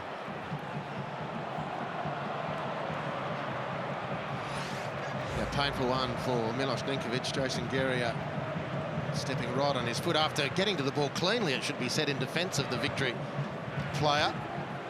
But the momentum, the angle of the attack at the ball, he caught Ninkovic on the foot. Painful one. He's copped a bit today. Ninkovic, of course, a big talking point coming into the game. There was a massive expectation that he was going to get some attention. Run away from David Carney. And just from a Victory point of view, Andy, as you mentioned before, 3 times now this season they've led Sydney FC. They've been in the box seat. 3 times they've now been pegged back, even though they're not behind yet in this game. How does that affect them mentally? Well, it would have at least, run through all the players' consciousness. It's a matter of the individuals, how much they dwell on it. With the signs, they're looking to at least keep the ball a bit better. A positive. Ninkovic into the area for Brosk. Victory can't allow him to turn. Gets it back for Ninkovic. Just too many navy blue jerseys in the way. Wilkinson. And these rushed clearances out of defence is which Sydney just profit so frequently. Zullo, a little bit too close to Thomas. Yeah, poor cross from Zullo. But Sydney have got it set now. Victory need to hit them in these transition moments and have composure and quality at the end of it.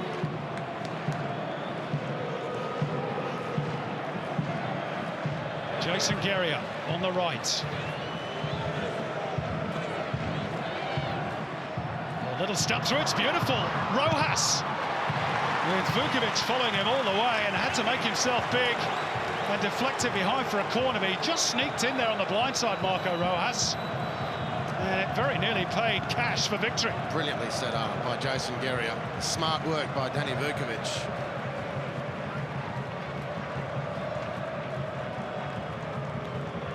Donachie and Barra at the back post. Troisi aims for that sort of area. Drop for Broxham.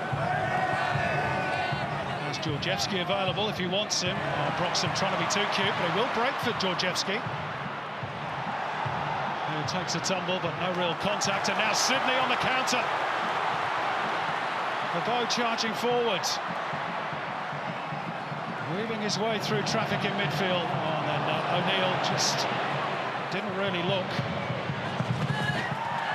Look at the determination from Zullo to get there. Now he's involved in a little bit of a set too with Marco Rojas.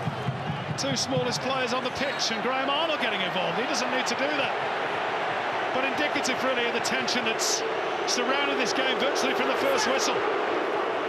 Marco Zullo has flown in there. I mean, when does a tackle... When does a tackle become reckless? Was the ball out? Yeah, it's a fair shout. Graham Arnold didn't think it was a foul. Kevin Muscat certainly did. He's having a conversation with Peter Green, the fourth official, and then Arnie getting involved with Carl Valeri, which really is a coach he doesn't need to do. That's what grand finals can do to you, even the coaches, or perhaps especially the coaches. And your season's work is on the line. Victory come away from the latest little tussle for possession, not for long. That's a blatant trip by Rojas on Brillante.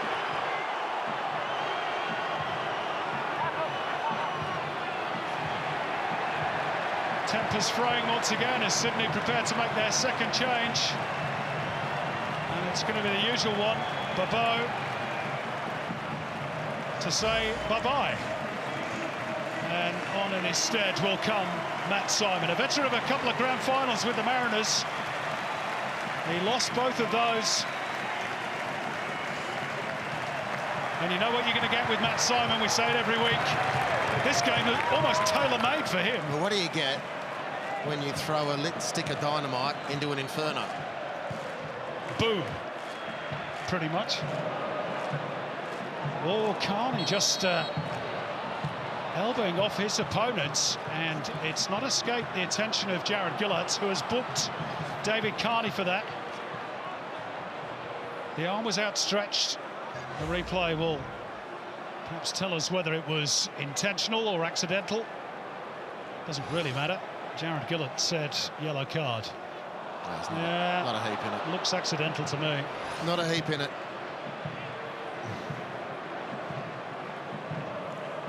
Yellow card number 9.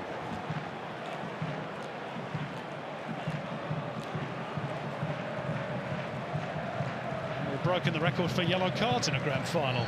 Andy, you won't be surprised to hear. It's that type of season for Sydney FC, isn't it? They're a record-breaking team.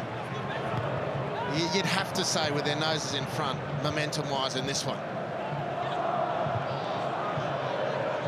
It's Barisha coming back from an offside position. That's what Ryan Grant was claiming. Simon well marshalled in the air by James Donachie. That's going to be a real battle as well. Zula, Ninkovic gets away from Guerrier, or does he?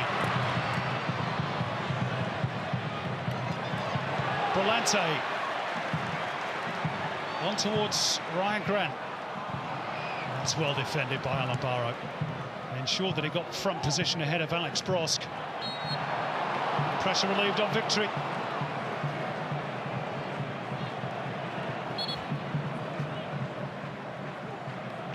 Interestingly, Kevin Muscat hasn't gone to his bench as yet. Does have Mitch Austin and Jai Ingham. Quick wingers, Andy, against tiring defenders. I wonder if he's thinking, should I try and save them for extra time if that eventuates? It's a gamble.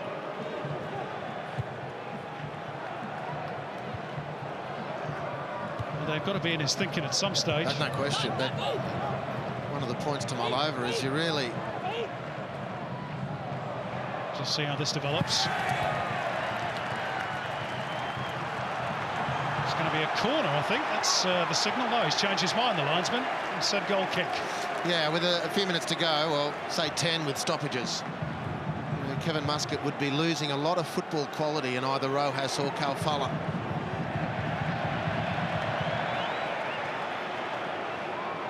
But enormous speed off the bench for Melbourne Victory. Enjoying a man, Mitch Austin.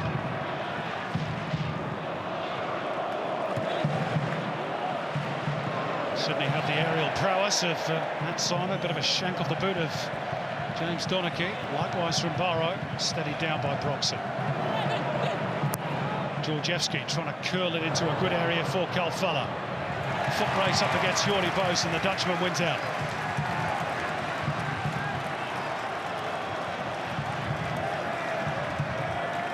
Touch over 5 minutes of normal time to go. Those Victory fans were a little bit quiet for a few minutes after that equalising goal, but they've found their voices again now.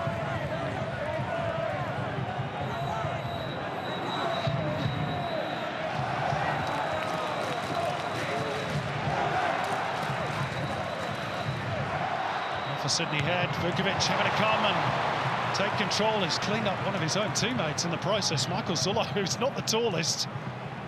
He's a little bit groggy after being cleaned up by Vukovic. Well, he is very groggy. He'll need some attention, you think. Well, Danny Vukovic has gone long for Simon. Oof, dearie me, got him twice. Friendly fire. Here's Carney. Gets it out towards Matt Simon. Ryan Grant is free if they can pick him out. Here is Ryan Grant, little chest down, helped on by Brosk. Maybe Brosk might have thought about turning himself. Josh Brillante wins second phase possession. In towards Carney, it bobbles across the face and eventually steered behind off the head of James Donachie. Sydney FC knocking at the door. Nail biting, and great application from both attack and defence. Brillante has been immense today. And Donachie's been on his game defensively all game, needed to be. Now, we thought it was going to be a corner, but instead a free kick has been given to Melbourne Victory. A fact which has just been realised by Sydney FC fans, not happy. 37,000 people.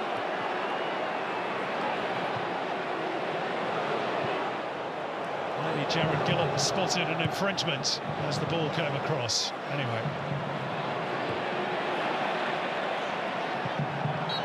Again, flailing arms have hit their mark. Brosk filthy. Maybe we should just do away with the ball, Andy, set up a boxing ring and let them get on with it. This has been a hell of a battle. Which reminds you of the line, of course, the famous ice hockey line. I went to the fights and an ice hockey match broke out. That's a foul. But there's not much more than that in it, as much as it irritates Alex Brosk.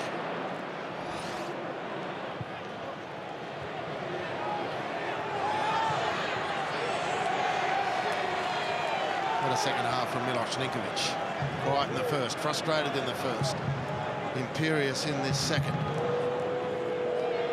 goal from here, you reckon, either way is going to seal it. Very nervous moments.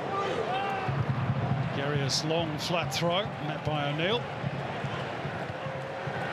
Who's going to blink first?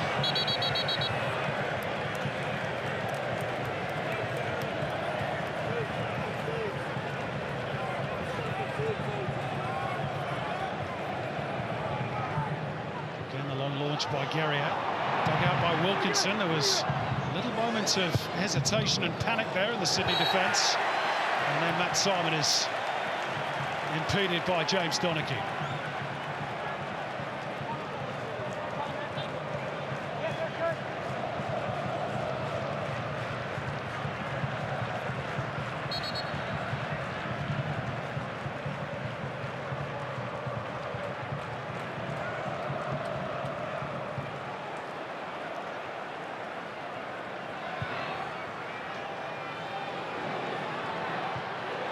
Carney scrapping to get front position ahead of Georgievski. This is Calfala trying to lift it over the top for the run of Rojas. Right idea. Zullo was there. And then Bos. Then Carney. Victory sticking doggedly to their task. You have to say, whatever happens from here on in, that's another foul in favour of Sydney FC. Melbourne Victory have confounded expectations today. Everybody thought they were just here to turn up and get their runners-up medals. Not so.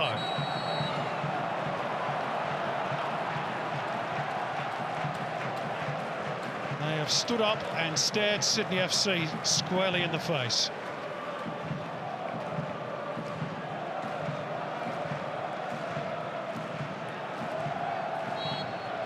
Into the final minute of the normal 90. Floated across by Grant. Cleared upfield by Troisi.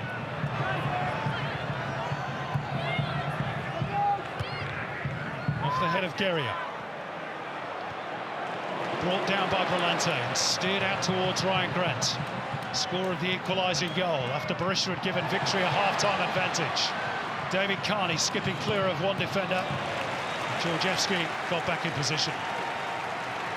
Well, Carney's such a clever player, obviously pivotal in the equaliser for Sydney, but these moments when players are getting tired, that beautiful left foot and shimmy of David Carney brought plenty of teams undone. Oh, Simon got the near post flick on. Valeri with the crucial touch. Victory will get a throw. We're into 4 minutes of stoppage time as of now.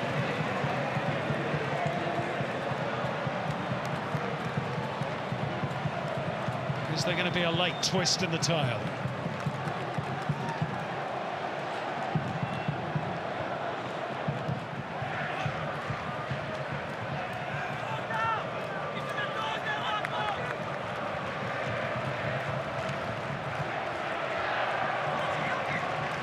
You played in grand finals in the NSL era, Andy. Do you ever go to extra time in one of yours? Some penalties, maybe? No. Bang goes that question. That's right. Here's Valeri. Close down in a try by Simon. Good touch by Rojas. Here's Troisi. Victory on the charge. Sydney have plenty of numbers back, and he needed to release the ball earlier, really. James Troisi. Matt Simon, is he going to be onside here? No. I think he knew it. Well, Graham Arnold still disagrees. Matt Simon thought he was probably offside.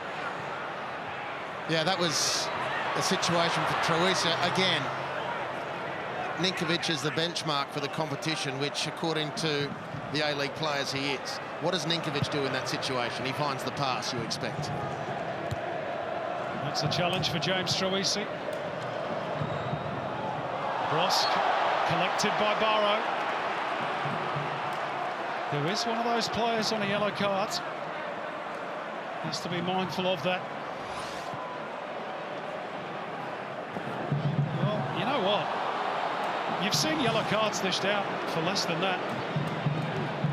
It's a blatant stopping of play, isn't it?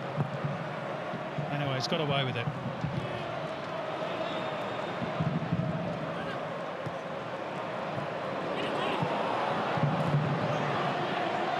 Two minutes of stoppage time played.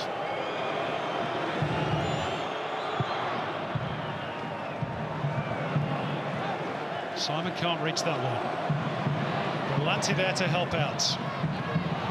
Touch off Valeri, but only as far as base. Sydney FC got one more attack in them. Here's Zullo. It's too deep for Brosk and Simon. Georgievski to be able to clear upfield. Only as far as Brillante, though. Alex Brosk just on his heels, a little bit tired, What perhaps. about the bounce back from Brillante? Not only anticipating the right space, but making such perfect contact in that intercept to get the ball straight back to his skipper, who might have done better. Tough ask, 93 minutes into probably the most intense grand final from start to finish, or finish as we've got it, that we've had so far. The last two grand finals have been settled in normal time. Brisbane and the Wanderers, the last teams to need the added 30 minutes. Back in 13-14. Matt Simon in a spot of bother. Some afters there from Matt Simon, was it? That's what the Victory players are suggesting.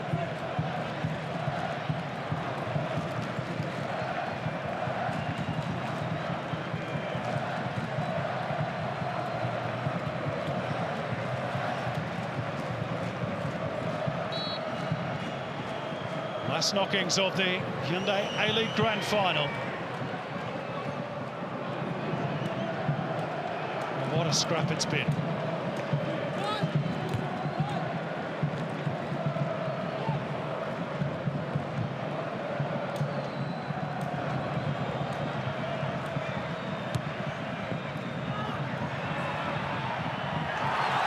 Now that Simon gets away from Donachie. Urged on by the home fans. We're going to have late drama here. Carney into the box.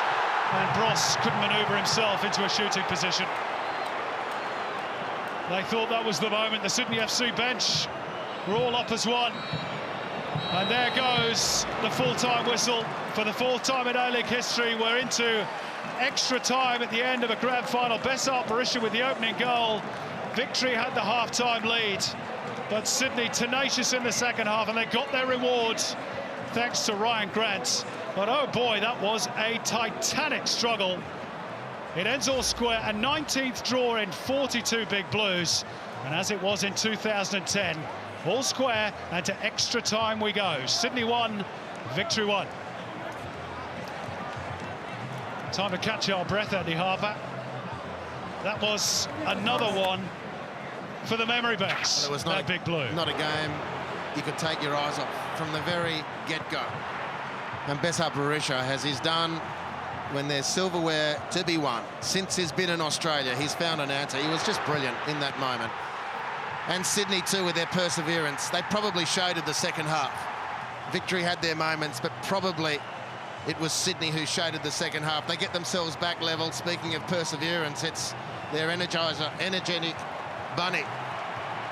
Down the right flank, Ryan Grant, who gives some relief to coach Graham Arnold, which brings us to full time after 90 minutes. Half an hour to go. Penalties if we need them.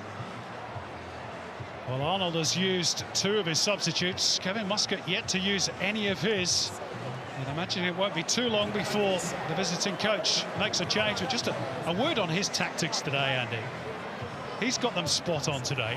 OK, they haven't won the grand final as yet. They may still lose it. But what a performance. It's been brilliant from both teams. What I will say about the Victory, and I said it during the call, I think they let their advantage slip with a lack of composure. Too rushed was their distribution. Too urgent were they to get the ball back forward. And they rushed. Good players rushing their technique and unnecessarily creating turnovers. They might have put Sydney under more pressure, but the fact of the matter is they've pushed Sydney today like no team this season has. They've got themselves into a situation now where they'll have to back themselves to do something special in extra time. It's been just, from my viewing, a brilliant, brilliant exhibition of passionate football from these two teams. Over 40,000 people enjoying it with us live in the stadium. 115 countries around the world taking it live, and of course they've got the big screens down in Melbourne at Etihad Stadium. You've seen some of those pictures from earlier on when Bessart Berisha scored that goal for the Melbourne Victory. I'm sure none of those spectators are leaving their vantage point early either. And certainly nobody here inside the stadium.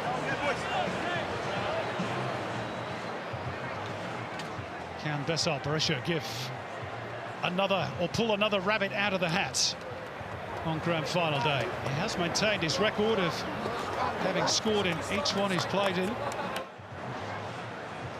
Marco Rojas heavily involved, particularly in the opening 20-25 minutes.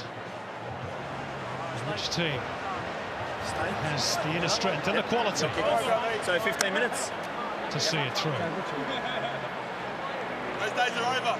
Toss of the coin between the two skippers, Carl Valeri, who was booked in the regular 90 minutes, and Alex Brosk.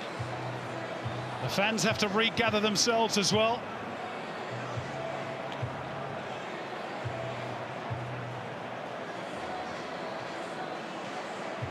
What a gripping grand final we've had. And the good news is Still 30 minutes to come. Matt Simon's fresh enough. A late introduction off the bench.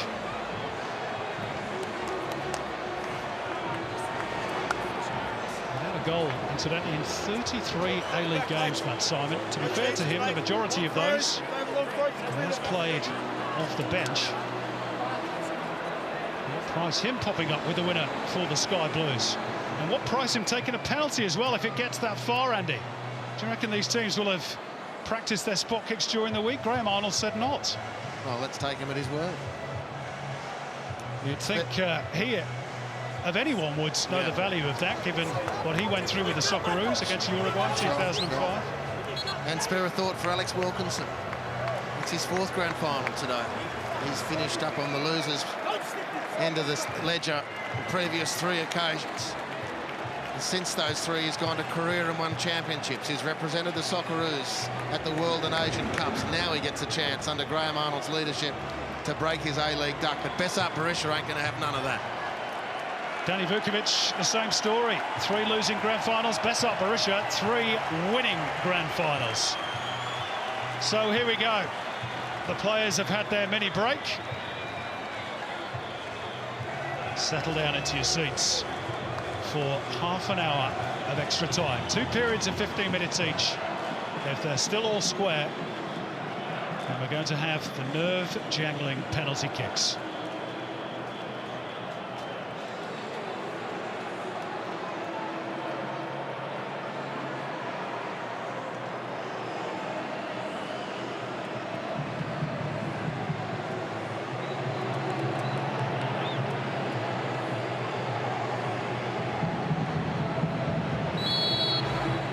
Besart Berisha, who would surely take probably the first of those penalty kicks for Melbourne Victory, if required. Who gets us back underway. Tiredness has to be a factor now for both sets of players.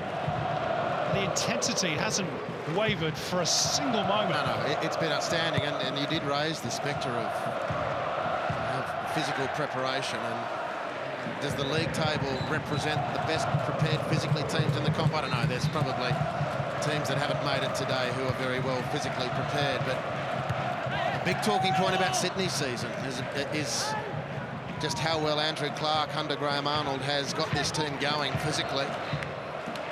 You can say the same thing, Anthony Crea for Melbourne Victory. Of course, was formerly in the employ of Sydney FC. Let's see how it all unfolds in this final half an hour. And Simon unable to make progress, and he's caught Alan Barrow on his follow-through.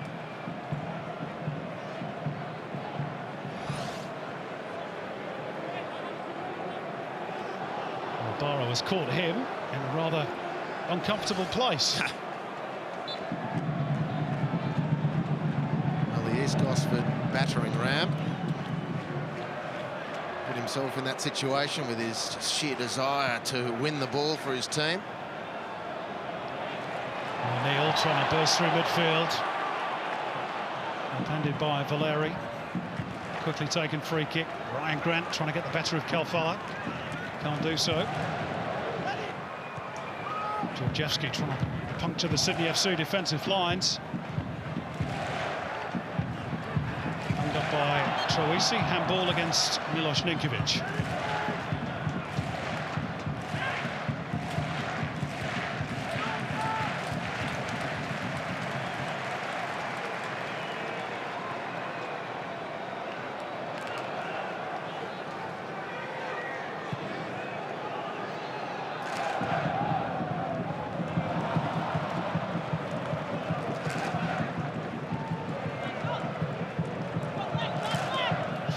Kalfala's socks look as though they're just creeping down towards his shins. They're only just hanging on, aren't they? Is a sure sign of tiredness. Yeah.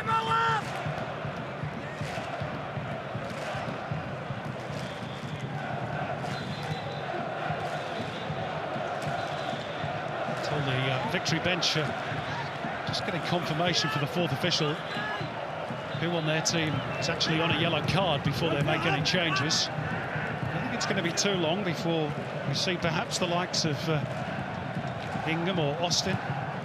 Maybe, even given the way this game has gone, Rashid Mahazi. Well, the relevant players on yellow cards for that discussion. Carl Fowler is one. Carl Valeri is another.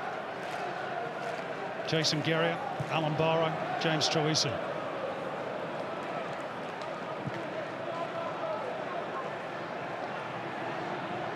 Here's one of that number, Carl Fowler.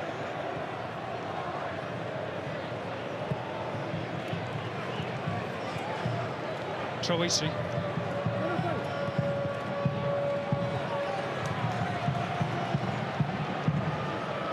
Quite complete that fluent passing movement. Alex Cross being dragged back. Advantage played by Jared Gillett. David Carney says, I'll have it. But he's not quite put enough on it to thread it through for Matt Simon. Again, clever refereeing by Jared Gillett. He just waited, gave himself a moment and gave Sydney FC a very worthy advantage. Yeah.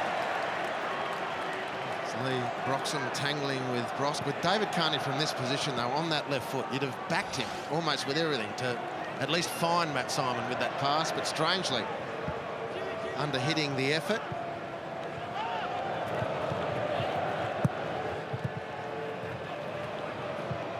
Lanto wanted the 1-2 with Grant, who didn't read it. Did get his noggin in the way, though, of the attempted clearance of Georgievski.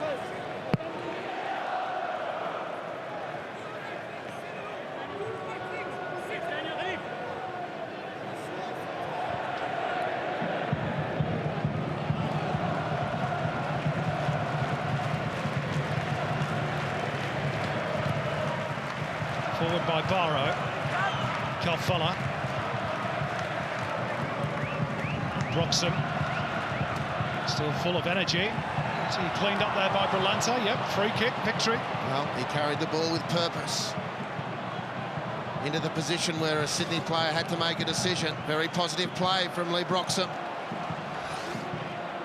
Brillante transgressing. A set piece might do it, one way or t'other.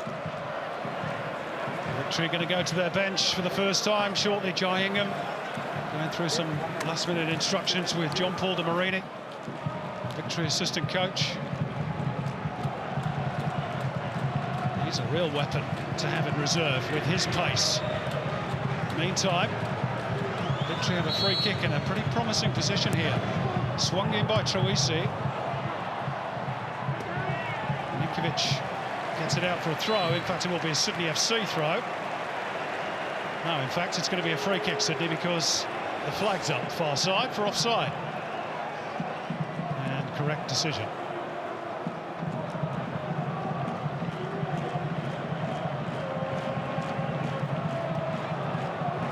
Besar Barisha getting the Falcon. It's not just the linesman.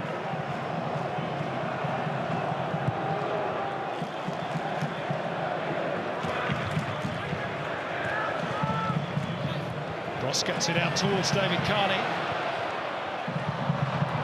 Just too much pace on the return.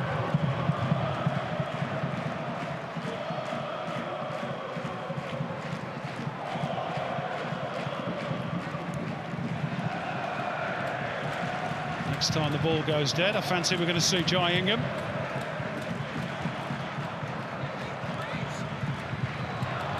There's Troisi.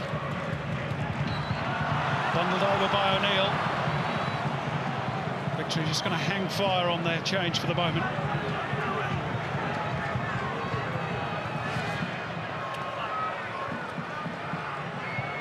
$55 fouls in the game. That's extraordinary. And even Steven, pretty much. Fair reflection, I'd say. Troisi, another set piece, similar sort of position to the one a few moments ago. Helped away by Carney, then further clear by Simon. Daniel Georgievski got the little scissor kick. Horribly wrong. It's pretty much the only thing he's got wrong tonight. I don't know quite what was going through his mind, apart from not much then. Anyway, maybe it was an attempted shot. It could well be. What a specky to win the day, but he has been brilliant today. Excellent for Melbourne Victory. 56, 28 apiece.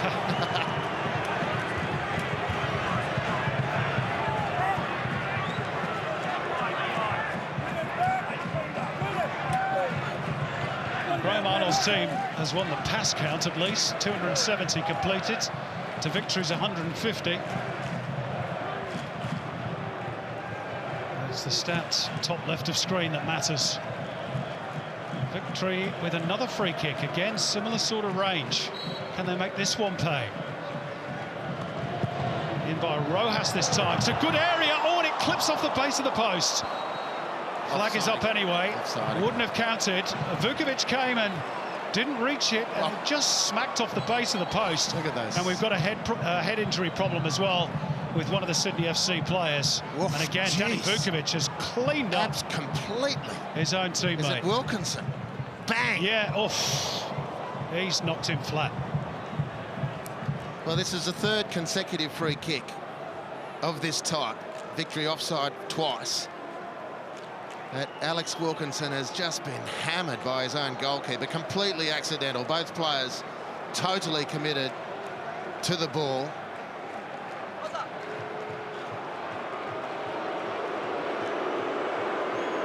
Is he appealing for a penalty?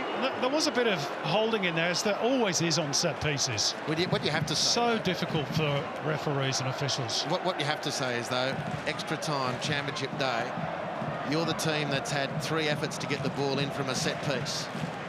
And Victory have not corrected the mistakes, repeated them 3 times.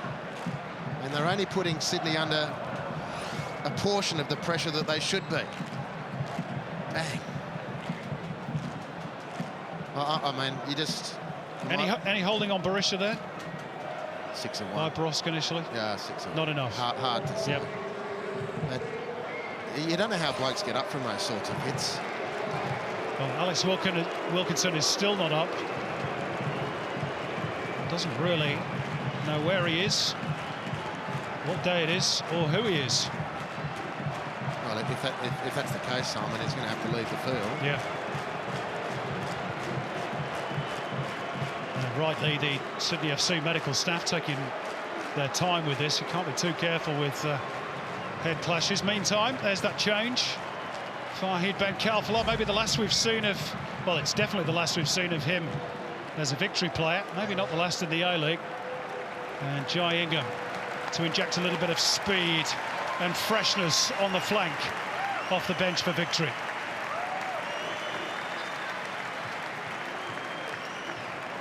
Good to see Alex Wilkinson back up on his feet. Alias Bukaram, the physio, with him. If he doesn't know who he is, Andy, the old joke from Bob Paisley used to be, tell him he's Pele and to get back on.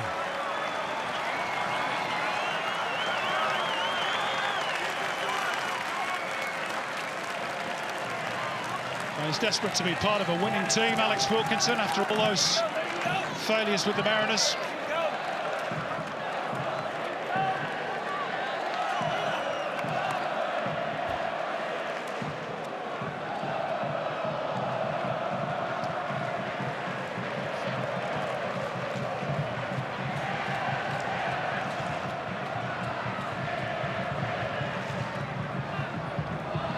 Fairly lengthy stoppage, which we'll have some time added on at the end of this first half of extra time.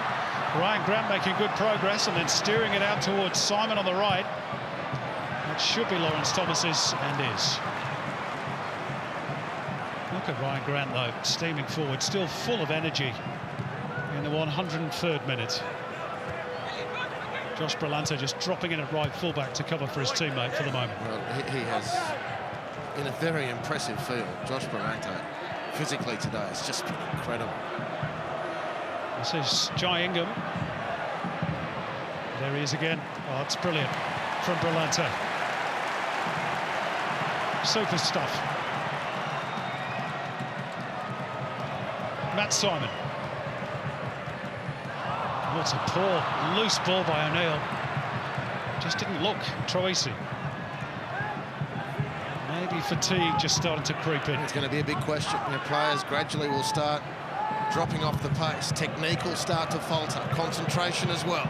And dropped it in behind for Jai Ingham. And Berisha readjusted really quickly to try and deflect the ball out towards Rojas.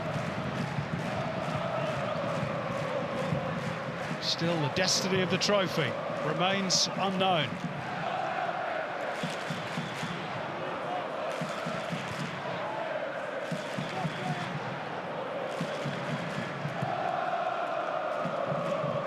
Too far off the boot of Alan Barrow.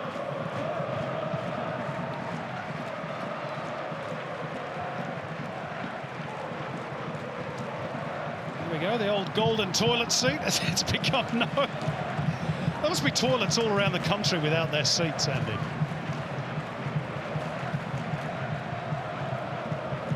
Nice touch, the little spray of goal, though. At least the blokes can't be accused of leaving said seat up then if it's not there in the first place.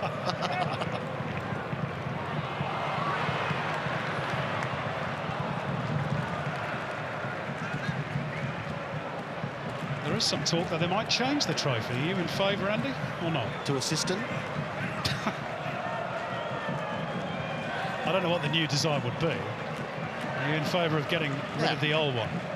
Celebrating the old one to the team who wins it 5 times or something like that. And then, yeah, move on. We'll see what transpires with that. Not something over which I lose sleep, though. No, of course not. But this is certainly one keeping us up. It has been gripping theatre. Understandably, the pace just dropping off, but not the intent. David Carney just couldn't release the ball quickly enough. Again, he felt he was impeded. Turned by Berisha. Strong play, though, by Jordi Bos. Still sprightly, even at this late stage. Troisi. 3 additional minutes at the end of the first period of extra time due to the injuries sustained by Alex Wilkinson. Pleased to report, is of course back with us and looks to be okay. Check of the ball pressure by 4th official Peter Green. Not happy with that one. And finally, the pressure's taken its toll on someone, something.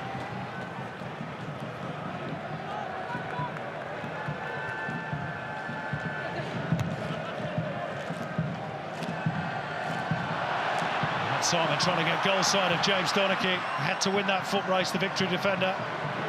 Steers it away to safety for the moment. Return with interest by Ninkovic. Simon, only Brosk in the box for Sydney. Simon, Ninkovic. Working his way around the outside for Zulo, who hangs one up towards Alex Brosk. And Georgievski's there again.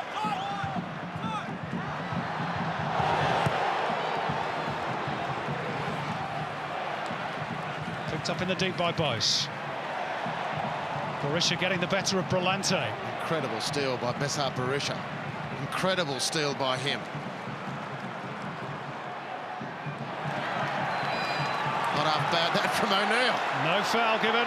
O'Neill races clear. Here's Matt Simon. And it's too far beyond Alex Brosk. He didn't even bother breaking into a sprint. Knew that Alan Barrow had front position.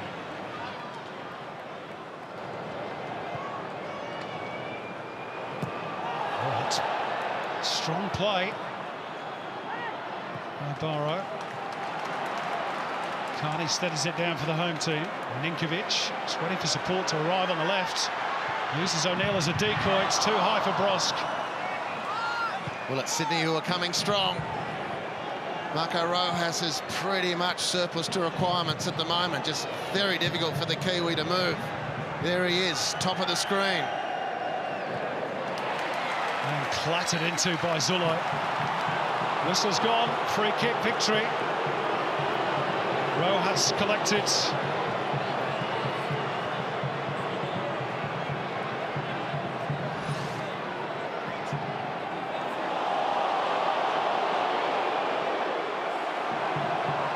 Your view, Andy? Yellow card.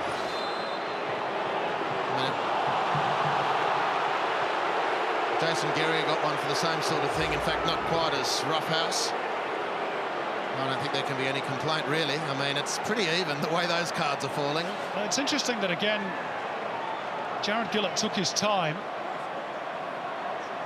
before issuing the yellow card. I wonder whether there was advice offered again by the 4th official. Maybe by the linesman. Well, maybe that's it for Rojas. He was stretching tired, maybe cramping muscles before that clattering challenge by Michael Zulo. A great injection of speed and freshness would Mitch Austin be in this scenario.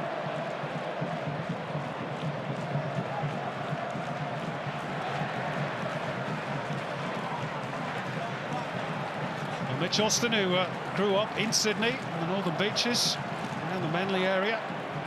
And of course, featured for the Mariners last year.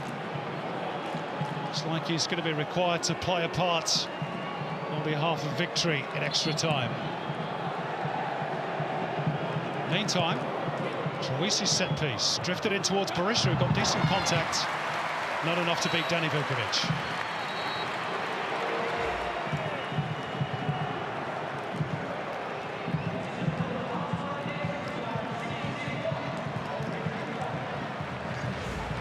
Well, there we go. The end of the first period of extra time. No further additions to the scoreline. Sydney FC 1, Melbourne Victory 1. And we've got 15 minutes left to try and settle it. Who's your money on at the moment, Andy? I think Sydney FC have looked slightly the fresher, slightly the stronger. And I have to emphasise the word slightly, because Melbourne Victory have still shown plenty of signs that they can hurt Sydney in a counter-attack situation.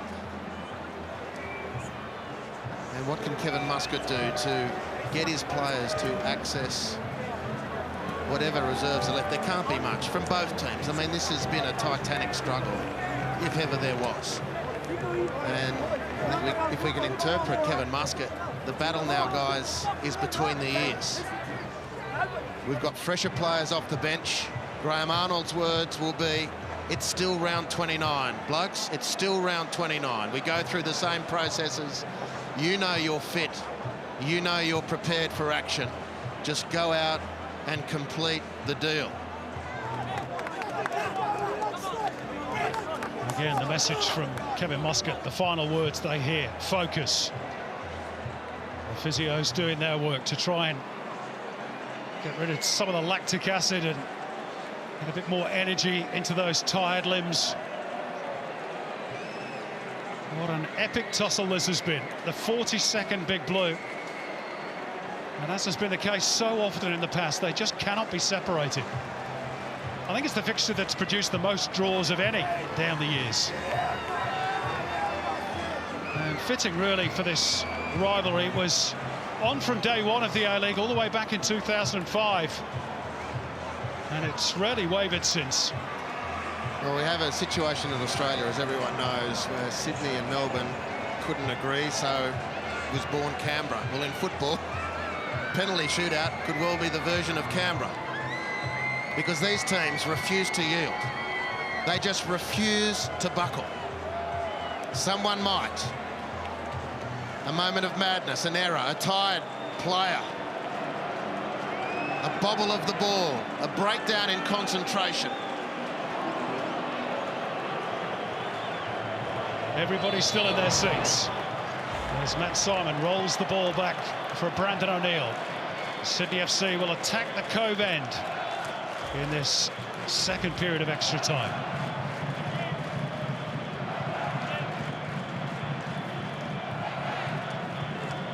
I wonder if that's the end where we'll have penalties if they're required.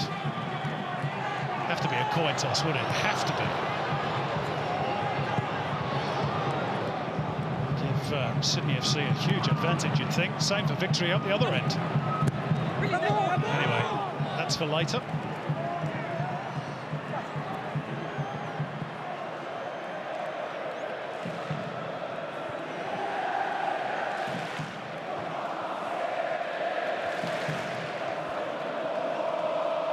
Ryan Grant with a throw.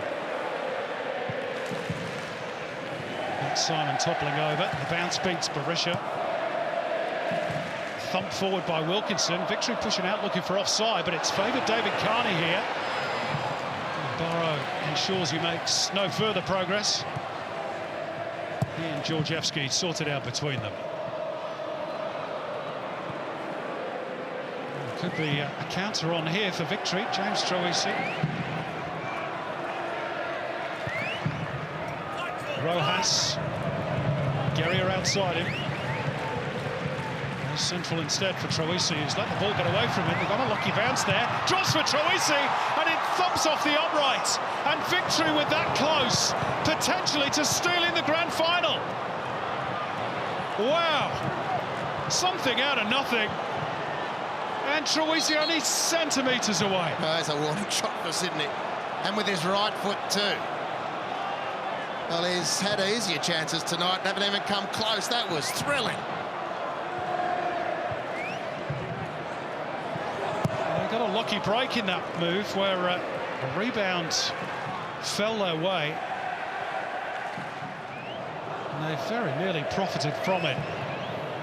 Danny Vukovic could only stand and watch. Ryan Grant, they've had 2 chops at Grant, and he's filthy about that.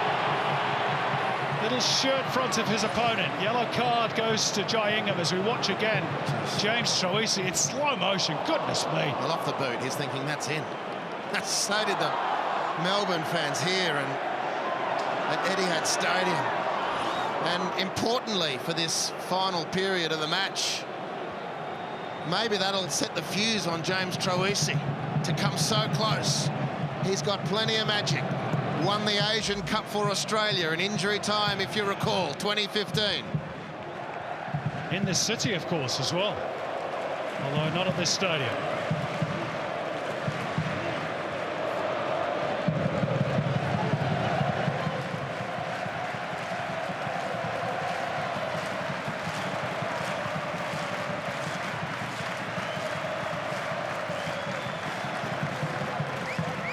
Zolo with the long throw.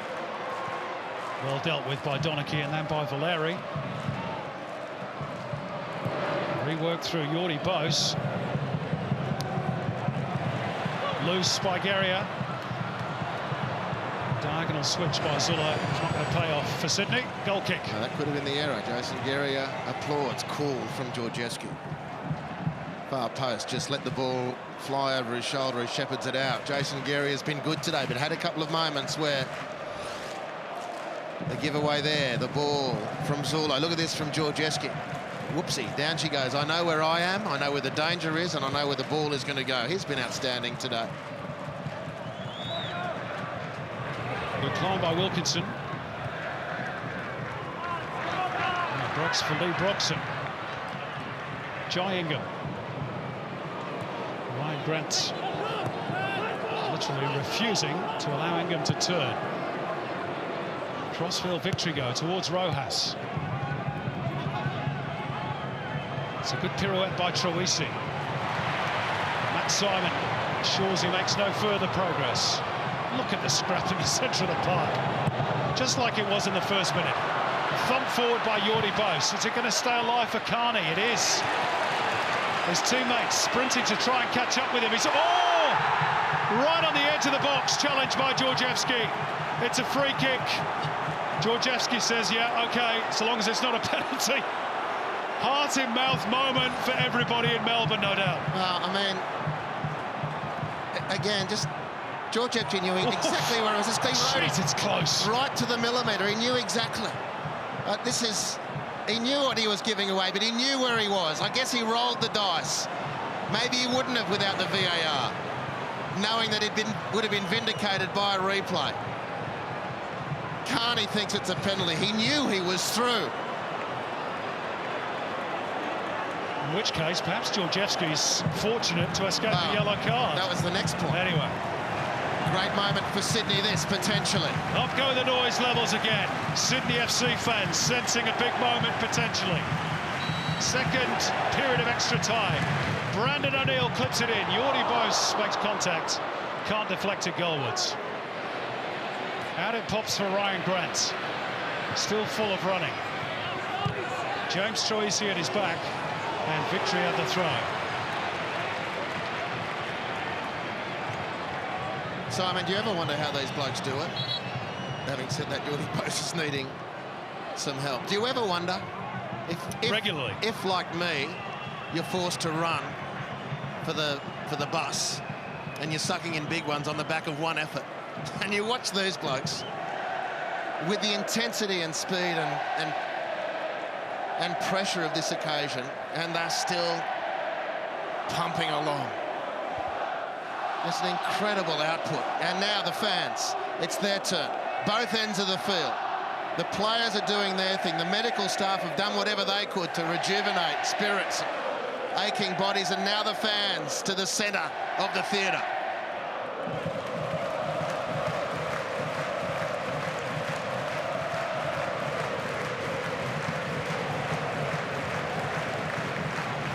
as if they needed being asked. They're filling this quiet moment quite brilliantly. They've made for such colour and noise here today.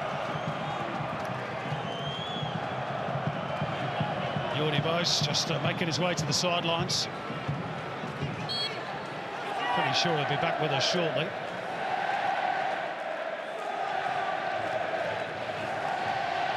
Just had a glucose tablet perhaps, or something similar. Drink of water, he'll be ready to go again in a minute. Well, Sydney short-handed just for the moment. Brandon O'Neill's just dropped into that central defensive position. Look at this arm wrestle again between Donachie and Simon. Two cruiserweights. Not willing to give an inch. It's great action, isn't it? In the 113th minute. Another corner for Sydney FC. O'Neill's delivery. And Lawrence Thomas gobbles the ball up at the second attempt. Well, speaking of calm and focus, what about the goalkeepers? The ball gets thrust into these packs of players. Anything could happen, and both of them have just taken a deep breath and diffused the situation.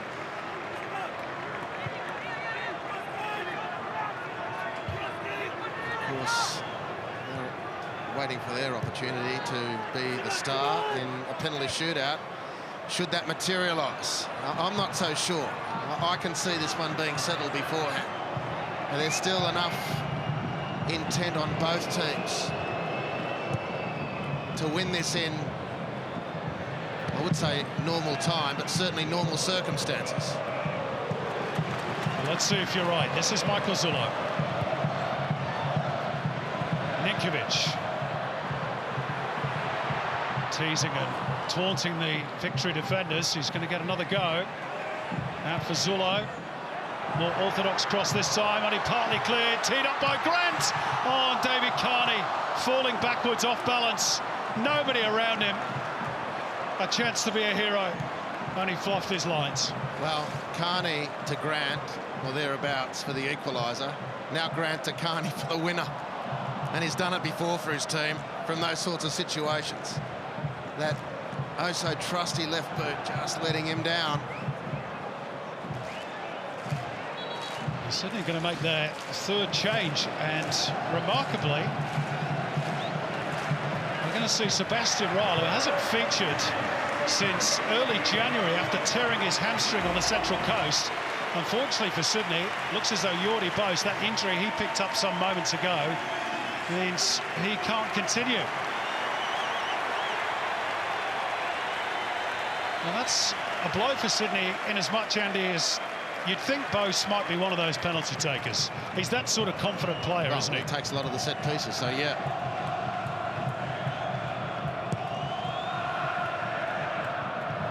And there's no Holosko, there's no Bobo, of course. They're both off. They probably would have taken one as well for Sydney.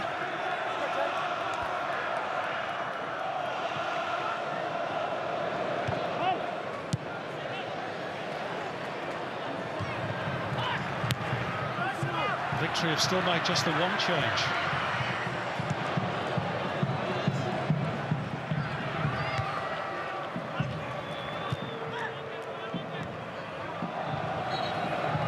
Ball's gone out.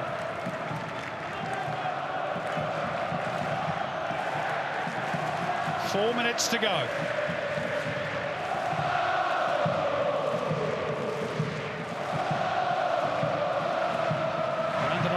Shutting off the passing lane.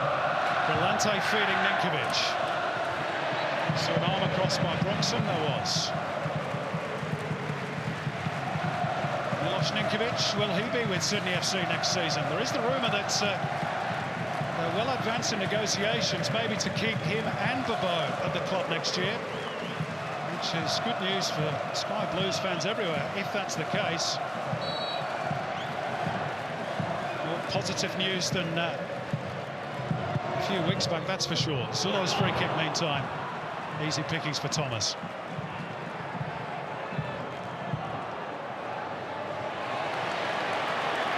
James Troisi's turned the ball over cheaply. Carney. Ninkovic, could they win it late on here, Sydney? Not quite enough elevation on the little scoop forward by Ninkovic.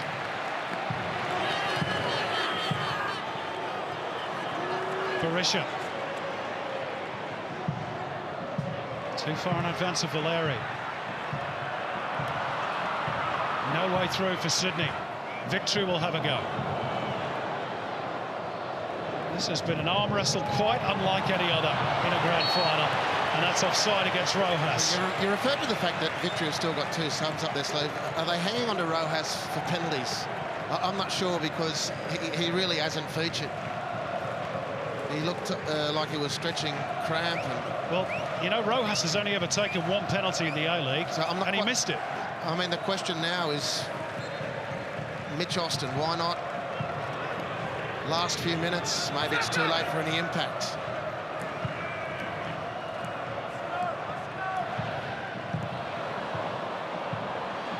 And penalties looking ever more likely.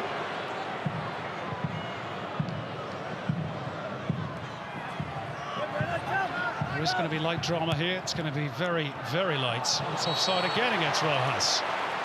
Well, I know the players are tired physically, but that's just failure to look along the line. Well, it's purely fatigue, and the last 2 moments of promise for Victory have come undone because Marco Rojas couldn't get himself onside. Big screens at Allianz Stadium, recording every moment of play. You don't miss anything here, that's for sure. Not with the size of those jumbotrons. Troisi, clever ball by Troisi. Jai Ingham races away. Chance for Victory to win it late on. Jai Ingham, and it's deflected behind of Alex Wilkinson. And he got caught in 2 minds there, Jai Ingham. What a chance. Well, caught in 2 minds, partly because Marco Rojas, again, I sound like a dog with a bone, he couldn't make up ground. Victory set these situations. Brilliant burst. They look often now for an early cross in front of the retreating defenders. And look at Rojas just pulling up. He couldn't get there. It's been the story of this second period of extra time. Still a chance, though, for Victory from the corner. It's in low.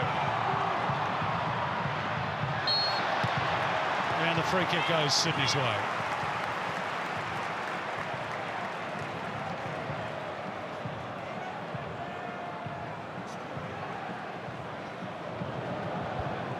Milos Ninkovic, even the player of the year, is feeling the strain. Heavy pitch, tough opposition. Sydney FC, not sure whether you could say they've not been at their best today. That's because Victory really haven't allowed them to be. Oh, no, I think both teams have been excellent. Sydney have delivered some very impressive moments, passages of play. And Victory have been outstanding. Is there 1 chance left to win it? We're into that 1 additional minute at the end of the second period of extra time. Zulai trying to look for the angle to cross. He finds it now. Brillante, there are 4 in the penalty area for Sydney FC. He'll cross left-footed towards Matt Simon. He won't reach it. Only partly away by Guerrier. Back in by Zulai. Broxham scoops it forward. Miscue by Grant. And now Victory maybe with a late chance to win it. It's Bessart Berisha on the charge. He slips it through. He's just sent Jai Ingham a little bit wider than he wanted to. 3 in the box to aim for. And Sebastian Ryle with a crucial intervention. Time nearly up. And a tired-looking pass from Georgievski. Thumped forward by Sydney. Can they create a late chance? Matt Simon trying to protect the ball. He's bubbled over. And the whistle goes not for a foul, but for full time at the end of extra time. And again, they cannot be separated. It finishes all square. David Carney had a great chance to win it for Sydney FC. At the other end, James Troisi struck the post in the second period of added time. But they cannot be split. Sydney FC won, Melbourne Victory won in the grand final, and as it was in 2010, it will be penalty kicks to decide the trophy.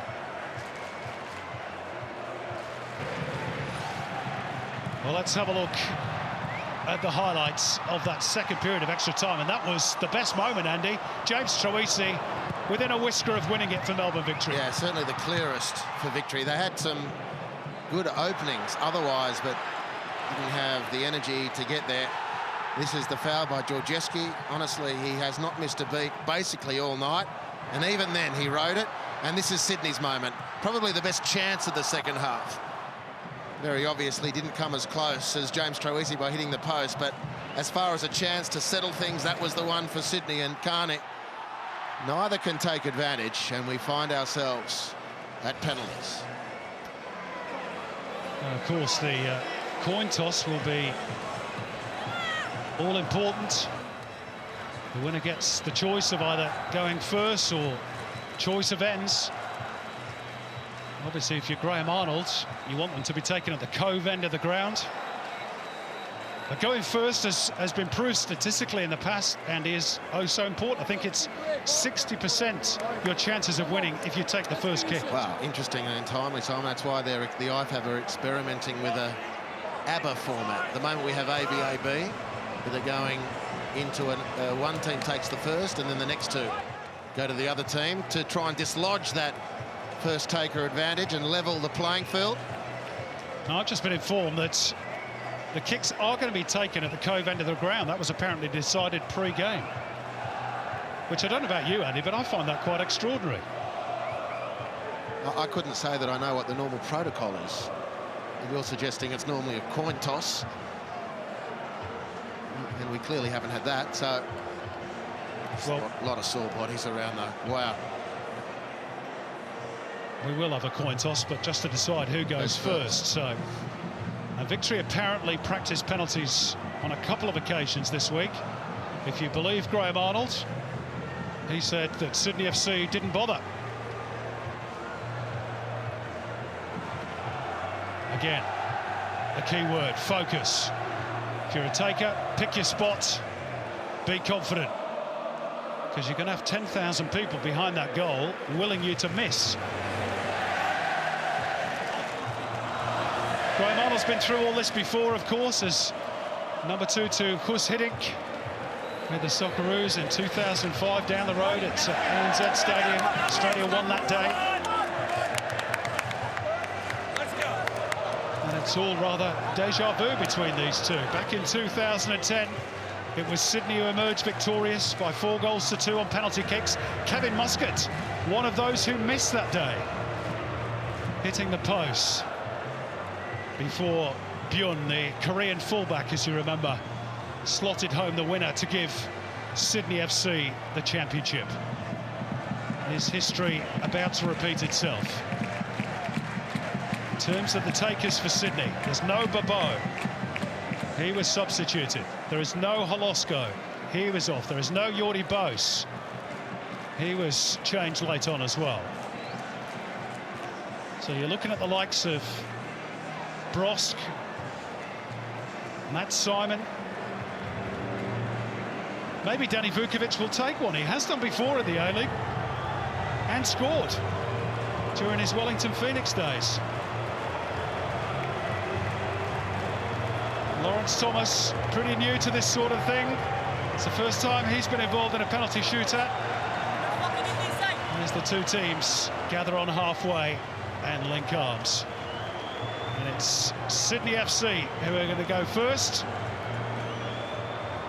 In front of the Cove, their captain, Alex Brosk, who is 2 from 3 in A-League history. And if you thought the previous 120 minutes were dramatic, well, you haven't seen anything yet.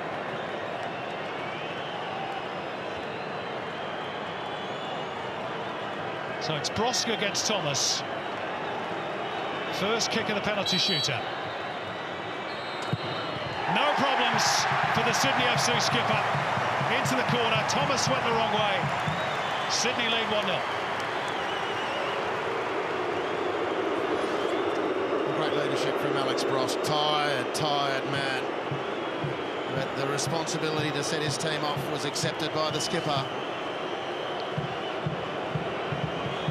Now Sydney FC have faced penalties at this end of the ground on 3 occasions this season, and all 3 have been missed, including Bessar Brescia, remember, back in November. James Troisi doesn't miss. Vukovic guessed right. Good penalty. good. That's an understatement. Oh, look at that. Well, the elimination final, Brisbane v Wanderers, was settled by penalties a couple of weeks ago, and until Jumpe, unfortunately, just an incredible exhibition of high-pressure penalty taking. Alex Wilkinson is 2 from 2 in previous penalty shootouts during his days with the Mariners. Oh, sends it wide. The first miss of the penalty shootout, and Alex Wilkinson, who's never won a grand final. Another moment that he doesn't care to remember on the big stage. Oh dear. Nothing he can do about it now. Next up, Lee Broxham, veteran of 4 grand finals against Vukovic. Long run up, good penalty, tucked away, victory lead, 2-1. Tension growing on the benches. Well, scored in normal time, grand final 2 years ago. And again, it's an outstanding penalty, composed. Big kick this for David Carney. Very experienced player. Graham Arnold can hardly watch. Has to score, or the pressure is right on Sydney. Does score, no problem. 2-2.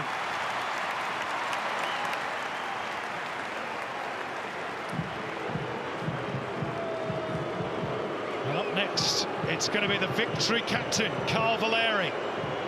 Sent off in the last grand final against Sydney FC 2 years ago. Wants to lift that trophy. His kick will put them one step closer to it if he can convert. Valeri against Vukovic. Oh, thumps back off the crossbar. Stays at 2-2, 1 miss apiece. Sydney FC back in the ball game. Well, the skipper. Look at Archie Thompson's response. He's as tense as everybody else. What drama.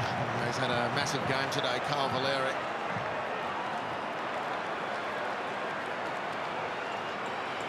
How's your nerves down there in Melbourne? Brandon O'Neill next up for Sydney FC. Lovely penalty. Sydney FC lead. 3-2. Nerves of steel, the youngster.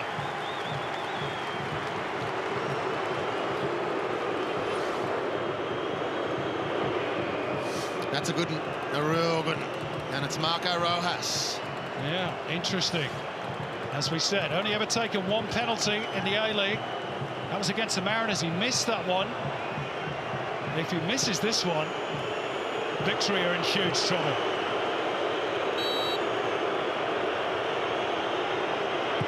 Oh, Danny Vukovic with the Mark Schwarzer-esque plunge down to his right.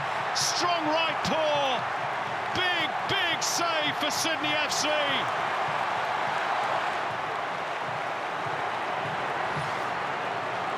That's a brilliant save from Danny Vukovic. Oh, it's a brilliant save from Danny Vukovic. And fittingly, Milos Ninkovic now has the chance to win the title for Sydney FC from 11 metres. The Johnny Warren medalist, the best player in the league this season. If this goes in, it's Sydney's crown. Ninkovic scores! Dreams have come true in sky blue. Sydney FC are the champions of Australia for the first time in 7 years. And again, it's Victory who are the vanquished on the big day. A cruel way to lose it. But a season of outstanding performance is capped with a championship for Sydney, and probably rightly so. They now enter the discussions as to whether they're the best the A-League has ever seen. They're certainly the best this season by a country mile. Congratulations to Graham Arnold, who becomes the first coach to win the championship with 2 different clubs and his players and staff. The old golden toilet seat is staying in Sydney tonight. Sydney FC win it 4-2 on penalties after a 1-1 draw. Cue delirium amongst the Sky Blue Hordes.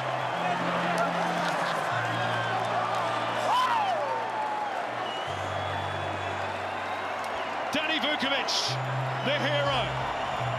What a save that was. Big right paw. After all he's been through, off the field and on the field, you can't deny him that moment. It's hard not to feel sympathy for Melbourne Victory. They battled so hard. But in the end, it's Sydney's title. It's Sydney's day.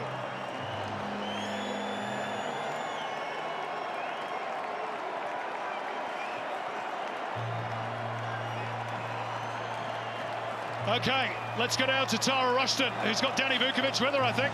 I am joined by the hero of the moment. Cometh the man, cometh the hour. Danny, that was immense. Unbelievable. I'm speechless. That whole penalty shootout was a blur. It just went so quickly, and I can't believe we've won it. It's just an amazing feeling. What went through your mind when you realised that you'd won it? Just pure elation, you know. I don't know what I would have done if I lost the 4th, you know. That's my 4th grand final, and so grateful that we've won, and we've done it in style. Your 4th grand final, you touched on it there, Danny. You lost the 3 before. Finally, it's yours. That's it, you know. It's taken 12 years. I've wanted this for 12 years, and it's finally happened. You know, it's just been a pleasure playing for this team, this group of boys. You can see it out there. We fight for each other, and you know, we have done all season. I think we thoroughly deserve this championship, and yeah, we're going to celebrate now. Marco Rojas steps up to take the penalty. Talk me through the save. I've got to thank my goalkeeper coach, John Crawley. He's studied them all. He was sending me signals the whole penalty shootout. So, mate, I think we have to thank John Crawley for the study that he's put in. And Booker, what an immense season from you. And of course, you had your wife and of course Harley were here in the stands watching you tonight. You said it meant so much to you having them here tonight. Yeah, it's amazing. You know, the 12 months that we've had as a family, everything has just gone perfectly, and yeah, just so happy. Booker, a huge congratulations. Enjoy the win. Thank you. Cheers. It's over to you, Garvey. Tara, thank you. I'm with Alex Wilkinson. Alex, thanks for joining us. Your 4th grand final. The previous 3 you lost. Talk us through this feeling right now. Relief, especially after I missed that pen, but talk about a range of emotions in 5 minutes, but just so happy to get us over the line. Like, it's an unbelievable year, and we deserved it so much tonight and showed the character we had. We go down 1-0. First half we were average. Second half we came out and absolutely destroyed them, and probably should have, you know, scored a couple more in normal time, but you know, just such a great feeling now, and just relieved to get that monkey off my back. 3 of those losing grand finals with your mate Danny Vukovic. Yeah, a word about him. Yeah, he's been first class all year, and so obviously, you know, penalty shootouts are made for the goalkeepers to stand up, and he did that tonight, kept us in the game, and congratulations to him because he's been absolutely brilliant. Alex, at this stage of your career, to have this achievement, what does that mean to you? Yeah, look, I've said it all week that, you know, it's something that's definitely been missing. I've you know, been lucky enough to win minor premierships and, you know, other things overseas, but I've never been able to, you know, win the championship. So to obviously tick that off is fantastic, and it's just more for the boys after the year we've had, and, you know, it's fully deserved. And, you know, if we didn't win tonight, it would have been, you know, still would have been a great year, but it wouldn't have had that icing on the cake, and tonight was that. Alex, thanks. Congratulations. Cheers, Garby. Tara, all yours. Thanks, Dan. I'm joined by Josh Brillante, the NAB man of the match. $2,000 coming away. A huge congratulations. An immense battle out there. What a result. What a season it's been. Yeah, so unbelievable. I mean, the feeling, you know, grand final for myself. I've never been in one. To be able to do it in front of this crowd today has been amazing. Credit to all the boys. They all deserve this, not just me. It's been an unbelievable season. I'm just so happy, yeah. And tell me, we're having a quick chat off camera. You were next up to take a penalty. What was going through your mind? Yeah, I was just making sure I was staying focused, but I knew Nico would finish it off. So the boys are unbelievable this season, and I can't wait to celebrate with them. What about this, hey? Like over 40,000 people here at Allianz Stadium, your first grand final, you come back to Australia, you won the premiership, you won the championship. Does it get any better than this, Josh? No, that's it. It's crazy football, and what a year it's been. I mean, when I was walking out, I had the biggest smile on my face. You know, this atmosphere, friends and family all here, and to top it off like this, the boys deserve it. I'm going to let you get back to the celebrations right now. Enjoy the win. Congratulations. Thank you, Tara. Thank you. So they do the double in the most dramatic of circumstances. Sydney FC 4-2 on penalties. It was that same way the last time we had a penalty shootout in a Hyundai A-League Grand Final. That time, Graham Arnold's team could not believe what had happened. Tonight, they are emotionally on the other end of the scale. Mark Bosnich, Archie Thompson, Mark Rudin, they've been in big moments like this, the highs, the lows, they've experienced it all. What do you make of what you witnessed tonight, briefly, gents? Well, really enjoyable grand final. Okay, the quality wasn't fantastic, but you have to hand it to all those players who are out on the pitch. It wasn't a great pitch to play on. We didn't want to concentrate on beforehand. It was a very tense battle, very intense as well. I don't think either side deserved to lose. I think 1-1 was probably a fair reflection on the game. But the grand finals, it goes to penalties. And in the end, congratulations, especially to Danny Vukovic, who's gone through such a hard time off the pitch.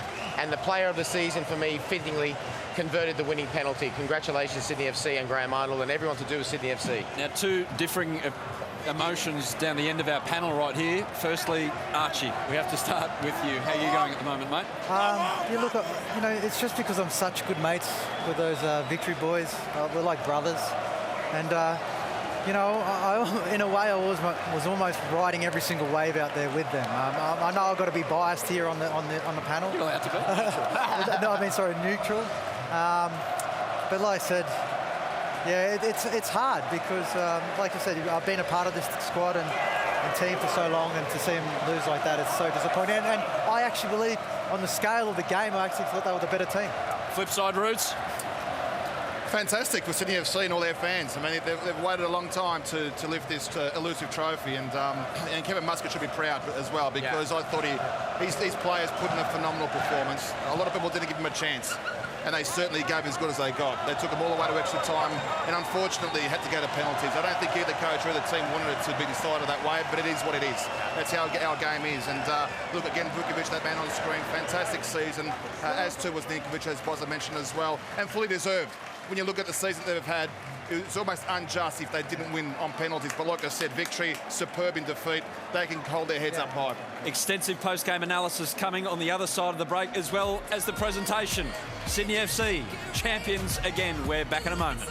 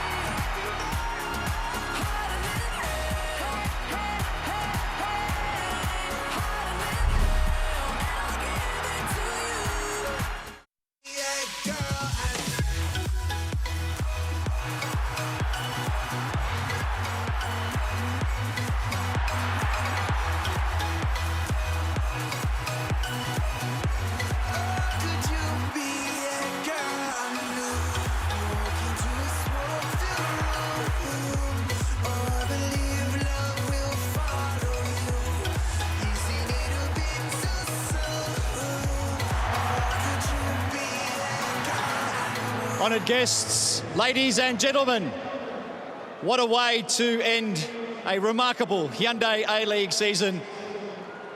An absorbing grand final between two great clubs, Melbourne Victory and Sydney FC.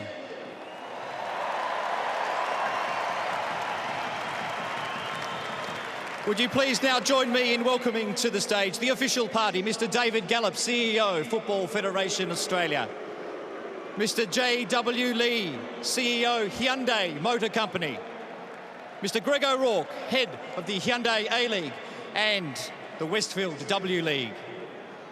Football Federation Australia would like to take this opportunity to thank naming rights partner of the A-League, Hyundai, presenting partner of the final series, Foxtel, official broadcasters, Fox Sports, SBS TV and ABC Radio, and Hyundai A-League partners, Harvey Norman, Westfield, Foxtel, NAB, Qantas, Telstra, Continental and Nike. We thank them for their support. I now call upon Greg O'Rourke to present the medals to today's referee, Jared Gillett, and the rest of the match officials team.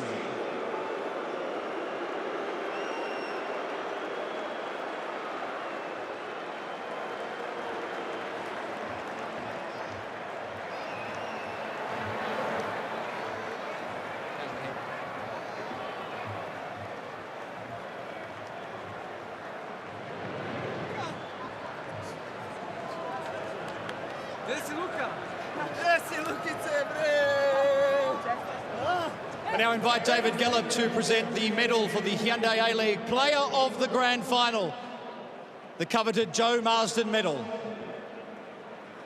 And the winner of the 2017 Joe Marsden Medal is Daniel Georgievski of the Melbourne Victory.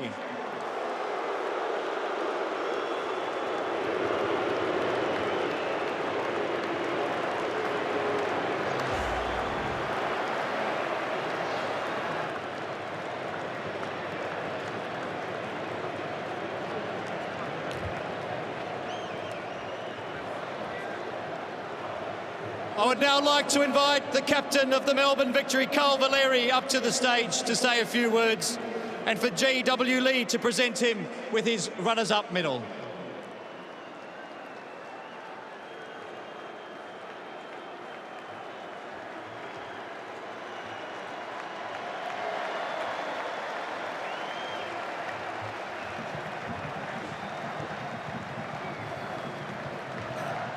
First of all, I'd like to congratulate Sydney FC on their amazing season and their achievements, especially tonight. They fought hard and look, they had a fantastic season, a historic one. So congratulations to you, Alex, and the boys. I'd like to thank the FFA and the major sponsors and Hyundai for their continued support. And I'd like to thank our Victory loyal partners who have been with us a long time. Optislim, Leonica, KFC, Builders Academy, Adidas, TCL and WorkCover. A special thanks to the boys. This is where we wanted to be all season. Unfortunately, we're receiving the second medal to Sydney, but we've worked hard and I'm very proud of what we've done. Kevin and the staff, they've been amazing all year. And you know, it's always disappointing to finish on penalties, but that's the way it goes. Our chairman and board of directors, without their continued support, we wouldn't be anywhere. We've got a lot of thanks to give to them. They provide us with lots of things that a lot of clubs don't have. So we're very lucky. And last, to our special fans, our members who come see us every week and create a fantastic atmosphere, we thank you from the bottom of our heart. Thank you. Thank you, Carl. Now please put your hands together for the players and team officials of Melbourne Victory. We will now present the Hyundai A-League 2017 champions, Sydney FC.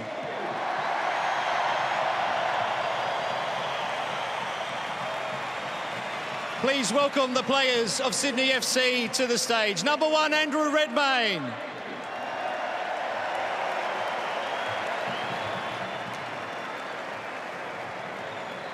Number 4, Alex Wilkinson.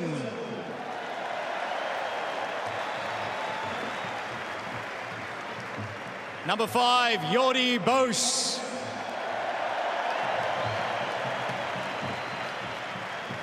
Number 6, Joshua Brillante.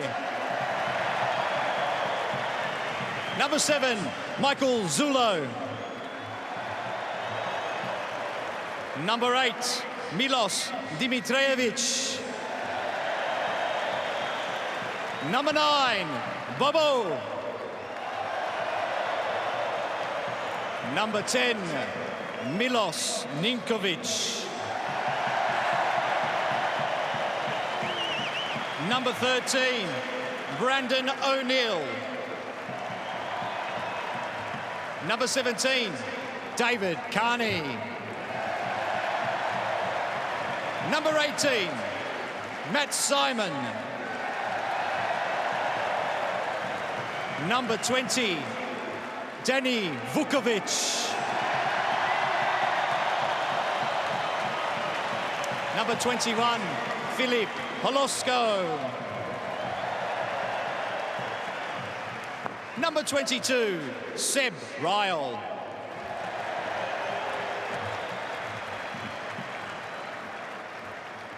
Number 23, Ryan Grant.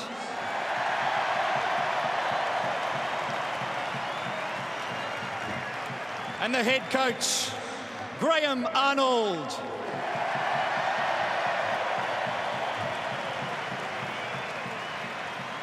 And finally, the captain of Sydney FC, Alex Brosk.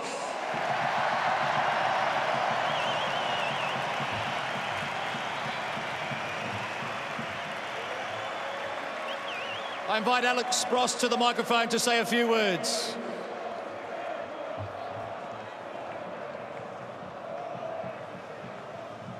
First of all, to Carl and his boys, little penalties is always a tough way to lose a match. You know, I know the feeling 2 years ago we experienced it, so just want to thank you guys for pushing us the entire year. Every game was tough, every game was physical, and every game you brought out the best in us. So.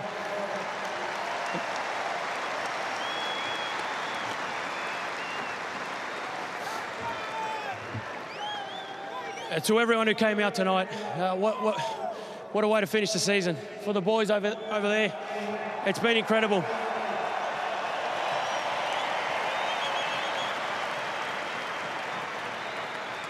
A lot of hard work, a lot of everything goes into a season, a lot of people.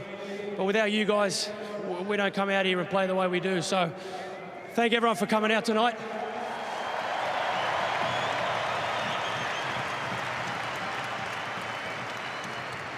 From our club, obviously major sponsors, Scott Barlow, David Trankovenko. You guys have been very patient. It's been a long time since we've done this. So thank you for your continued support. To all the board and to the staff, the players. To be honest, it's humbling to lead you boys, to run down that tunnel and lead you guys out, every single one of you. I don't think we got anything less than what we deserve tonight. You guys are an amazing bunch of boys, and it's a pleasure to be a part of it.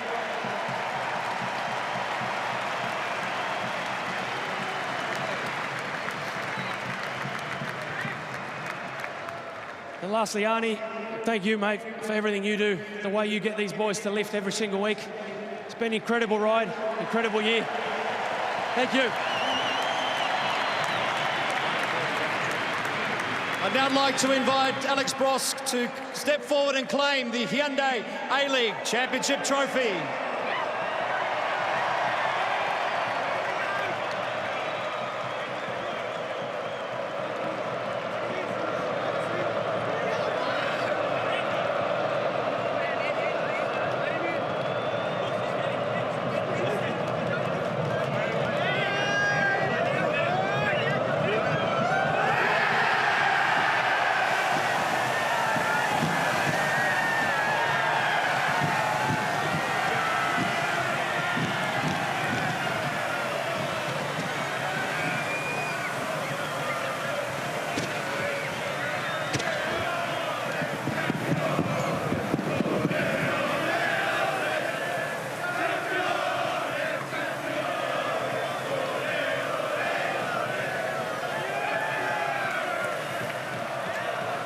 Surely the best feeling as a footballer one can experience. Three men to my left certainly have done that. Mark Bosnich, Archie Thompson and Mark Rudin. I'll go to Rudes first because he's done it in this sky blue jersey.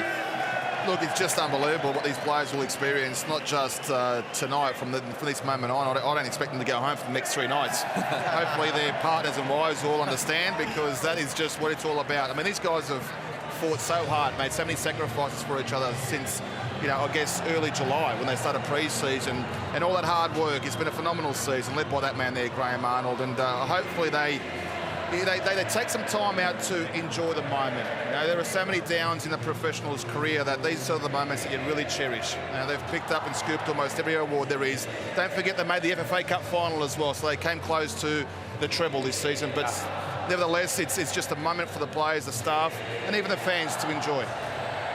Look, yeah, I mean, it's disappointing because, you know, I obviously bleed blue, the dark blue, obviously. But you know what? The Victory supporters can go away and be very proud of what their team put out there tonight, because they were phenomenal. I mean, they came over here overwhelming underdogs, and they were so unlucky not to take that game, because there was that one that was off the Troisi off the bar, and then, you know, penalties are the lottery. So look, I'm for Sydney too. They've been phenomenal all year. They deserve what they've got, because they've been. I'm speechless. I mean, the records they've broken this year. I'm grateful for. I mean, I'm so happy for Bros, because I'm a big fan of his too. Bozza? Yeah, just to echo what both the boys said, and then there's a great story, a wonderful story. And we spoke about Danny before the game and the problems that he had with his little one, having to get an organ transplant. And it's a wonderful, wonderful story. And I mentioned that he could play a massive part if it went to penalties, and I think it was quite fitting. You could probably say not only two of the best players for Sydney, probably two of the best players, well, definitely one of the best players in the league, Milos Ninkovic taking the winning penalty, and the best goalkeeper by far this season, making an absolutely wonderful save as well. Yeah, there's Danny Vukovic. Actually came from Melbourne Victory in the off-season, wanted to be home because of the problems that his son was facing health-wise and off the field. Everything has turned around amazingly well for he. But for the losers, Melbourne Victory, they walk away somehow figuring out how they are given that tag after this one. Let's go down to Daniel Garb. Adam, thank you. I'm with Kevin Muscat. Kevin, commiserations. You lost it the hard way, the hardest way. How difficult is that to take right now? I can take it, but I'm just bitterly disappointed for the players. They worked so hard coming into a cauldron like this, where no one gave us a sniff or a chance of winning, and we were only inches away in the end, or an inch in the way in the end to winning. And having said that as well, I thought the first half we were absolutely superb. So maybe disappointed for the people who thought we weren't going to turn up. You really took it to a side who was so dominant all season. How proud are you of the players? That's the thing. That's the gut-wrenching thing. You know, I can cop most things, but to walk in there now and see the look on their faces with the amount of effort they played in, and to come in and outplay Sydney for long periods of the game. We were spot on with what we did. The execution of what we asked the players to do was spot on, and sometimes you've got to try and explain how to them how they lost today. And today's one of those occasions, because they did, that group of boys didn't deserve to lose. Hard to take, I'm sure, but you did your fans proud again. Well done, Kevin. Without doubt. Cheers, mate. Kev, thank you very much. Tara, all yours. Thanks, Dan. I'm joined by Milos Ninkovic, a man who's had an outstanding season this year with Sydney FC. What about that? First grand final, extra times, pens, no worries. Yeah, it was very, very tough game, especially extra time. Again, we start first maybe 20 minutes, I get sloppy. Victory scored, Berisha scored one wonderful goal. And we knew that every time we play better second half. And we did that, and we score. We maybe should score two more, and penalty. You never know who is gonna win. But today we won, and I'm really happy. You never know who's going to win in the penalty shootout, but you made sure that your penalty stood out, and it stood. So you did very well with that. Talk us through it. What was going through your mind? It can be quite nerve-wracking. Yeah, I missed when I played for Red Star against Partizan. I missed one penalty, and before that I never missed the penalty. But soon as you missed one penalty, you confused. But thanks God I scored tonight. Okay, tell me. The wife came back. Tony Pinata brought your wife back. Your family's still away. Milos Ninkovic, can we see you play here next season? These people would love you to play. I like these guys too much, you know, and I would like to see this team in Champions League next year, you know, and like I said, I like these guys, I like the fans, I like the club, and I can't promise you anything, but probably I will stay. Probably. Yeah. I like that, Miller. Happy life. Happy wife, happy life. Congratulations. Enjoy the Very win. much. Thank you. Thank you. Over to you, Garvey. Tara, thank you. I'm with Alex Bross, the captain of Sydney FC, and his two daughters. He's already given his medal to one of them. Broski, talk us through this feeling and the feeling you just had lifting up the championship trophy. Yeah, it's incredible. I mean, been thinking about it for a while now, just mentally trying to visualise, and yeah, the feeling of actually doing it is like nothing else. But like I said, you know, it's nothing short of what the boys deserve. I think they've been fantastic all year. You know, even Melbourne Victory said congratulations that we deserved it. And look, it was a tough match. They pushed us all the way. It's a tough way to win on penalties, but I'm glad we're able to do it in front of our home crowd. Yeah, to win it after the season you've had, it must feel so special. Yeah, it feels special. It feels great, you know, because it just caps it off. It caps off a great year because regardless of what happened tonight, this year's been special. But, you know, we earned the right to play this final at home in front of our fans, and I think we, you know, while we started slow, but we went behind and made it difficult a little bit. The way we came back into the game in that second half, disappointing not to sort of pinch a winner there, but look, to win it in the end, very, very good feeling. Broski, can you talk us through the intensity of the game? Watching on, it seemed so fierce. What was it like to play in? Well, the first half was the quickest 45 minutes I've ever played in. It was incredible. Just one of those games, you know, we knew it was going to be hard, it was going to be fast, and no one really got time to settle on the ball. You know, but no, that's what finals are like. You know, they're tough, they're hard, and you've got to be able to find a way to come back if you go down. And I think this group has proven all year that when times get tough, we have what it takes to come back, and tonight was no different. Broski, there's been a lot of speculation about your future. This would be the ultimate way to go out. What are you going to do? Are you playing on? Yeah, I will. It's a great team. Most of the team will be staying, if not all the team together next year. So I want to keep this run going as long as possible and be here again next year. You've had a wonderful season. You've been a wonderful leader. Enjoy it. Thank you. Thank you very much.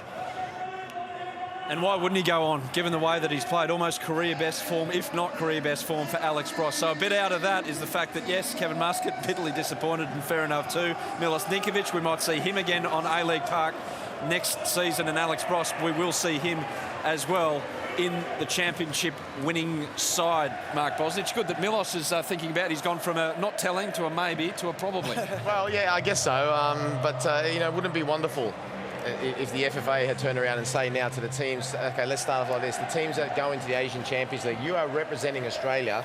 We're going to extend the salary cap so you can keep your best players, or at least have a squad of 30. Wouldn't that be absolutely fantastic? It would be great to see this team and Melbourne Victory and whoever else qualifies, hopefully, do really well in the Asian Champions League next season, because it's such a shame that people will get punished for having such a good season like this because of that rule, and they can feel so proud of themselves. Melbourne Victory, I felt sorry for Kevin Muscat there. He's got no reason himself nor his team to feel down. They were magnificent today. They gave it a real shake, and it really wasn't up until the last 20 minutes when David Carney came on after 60 minutes that Sydney actually got back into it. He was almost the best player on the park, certainly for the last hour. Is that a fair enough assessment, David Carney? Yeah, he injected something that needed to be injected, because he was attacking the defenders, and you know, when Polosco went off, you usually see a Beanie come on, and he's the one that usually causes terror and makes runs in behind. But I thought Carney just done a great job tonight, and he changed the game. Let's get back downstairs here from Michael Zullo. Adam, thank you very much. And with Michael Zullo, my congratulations to have that medal around your neck, to be an A-League champion. What does it mean to you right now? It's look, you know, it's taken a while for me to get one, so it's a really special feeling, and it's I don't know where I am right now. It's just a surreal feeling, man. Alex Bross said it was the toughest 45 minutes he's ever played in that first 45. What was it like for you? Yeah, it was. They tested us. You know, they scored a goal, but no one dropped their head. No one stopped. We all had that belief. Even when we missed that penalty, we knew Vilka was going to save at least one. So, you know, we did it. You know, this is a whole year's worth of work. It's culminated in tonight, and I'm so proud of my boys. Michael, you went to Europe, you've come back, you've been to 3 different clubs since coming back to Australia. Talk us through what it's like playing for the Sky Blues, for Sydney FC. Look, like I said, you know, I never really envisaged that I'd be a player that played for, you know, more than 1 or 2 clubs, but that's how football goes sometimes, and you need to find for lack of a better word, your happy place, you know, and this is an amazing club to be at. The things we did this year were so special. It's a special group, and I don't know what else to say. You've had a fantastic season. Congratulations. Thank you very much. Tara, all yours. Thanks so much, Dan. I'm joined by Ryan Grant. He was just doing a little bit of a stretching routine earlier. The body's pretty sore, body's tired, but wow, what a game, what a result. Yeah, unreal result. Obviously we did it the hard way, but it was just meant to be the way it sort of ended up with Ninko getting that winner. So yeah, over the moon, can't believe it.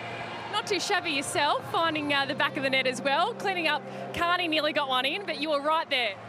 Yeah, well, would have been harder to miss from there. So it was easy goals. It just happened to be in the right place at the right time. But just going to grand final was freakish. So stoked with that, but just stoked to get the win. I think it's sort of justice from the season we've had. Can you talk to me about the feeling right now? It is your second grand final. You're on the other side of the loss back in 2015, but you touched on it there. You guys have had such an immense season.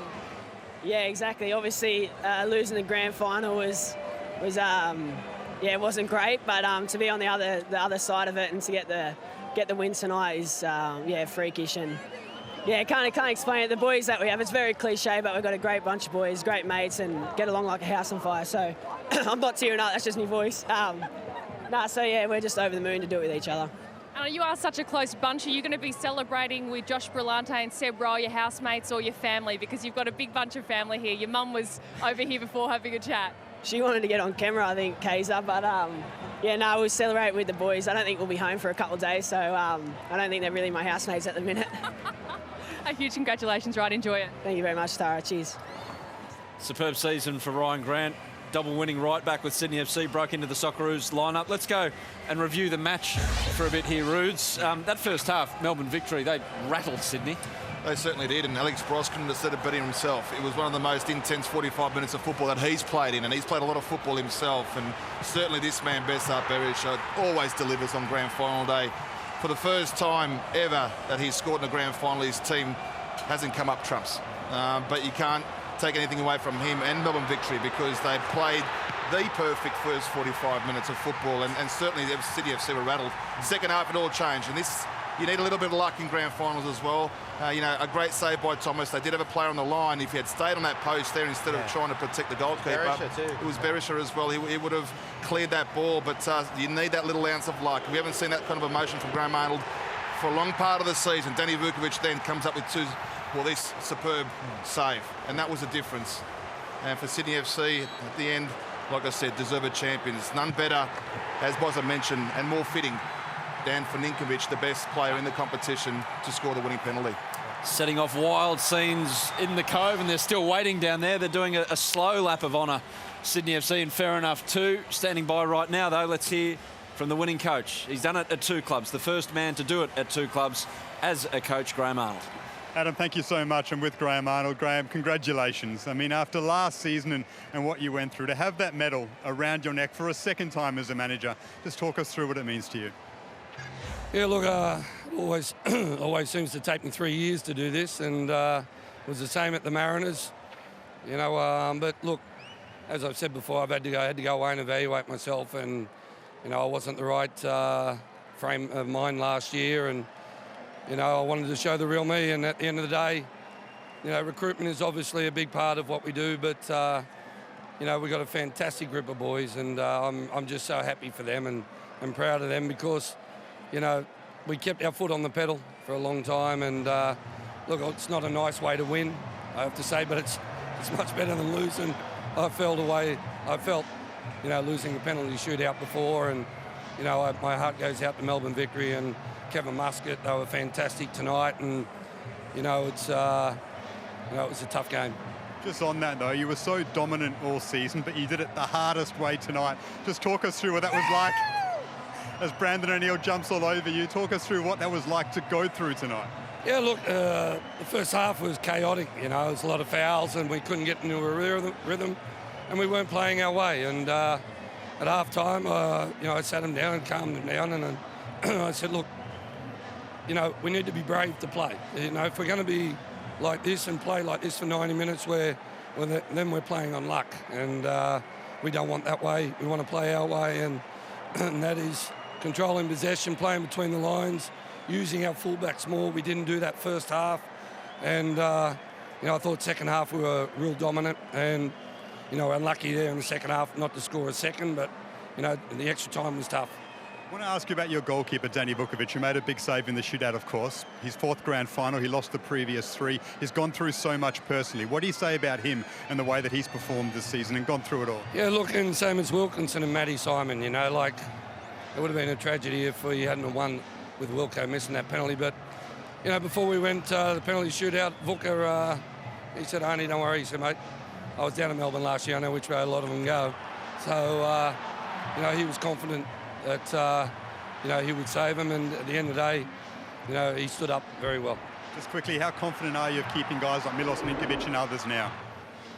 Yeah, look, I'm very confident, and it's a matter of keeping the nucleus of this team together, but adding some fresh faces as well. You know, this needs to sink in for a few days, and then I'll, you know, take a little bit of time. I've still got a couple of 2.5 weeks before we go on holidays. We've got to play the Liverpool game, so, you know, we'll do our work and we'll enjoy this. Arnie, congratulations. Enjoy the party thoroughly. Thanks, Daniel. Thank you. They'll be still operating off fumes for that Liverpool match on May 24 at ANZ Stadium. There was a shot, everyone focused obviously on Ninkovic celebrating and Vukovic as well. There was a shot of, there was a beautiful moment for Alex Wilkinson. Everyone just sprinted off in every direction. But this guy playing his 20th final, he'd been through so much heartache with the Central Coast Mariners. He had to go away to win championships with John Book Motors in Korea. He just fell to his knees and stayed there for a good minute and a half thinking, thank you, it's finally happened. After Danny Vukovic hit him like he did, I think that was because of that, not because of the Yeah, well, look, I think he did say after the match that second half they could have gone on and scored about 4 or 5 goals. So that, I think, was due to the concussion he popped. Yeah. But look, I mean, you always want someone that's been in so many finals and lost to finally win one. And I thought he wasn't spectacular tonight, but he just, you know, he did his job. And, you know, I'm grateful too for Vuka. I mean, we can talk about it. He's had obviously a tough year last year. He's come back home. He's a champion, and Wilco's a champion. They all deserve it. We are off to a short break from Allianz Stadium. The celebrations continue for Sydney FC. We'll wrap things up for our coverage for Season 12 of the Hyundai A-League. Sydney FC, Danny Vukovic, the absolute hero, all smiles in the Harbour City. We're back in a moment.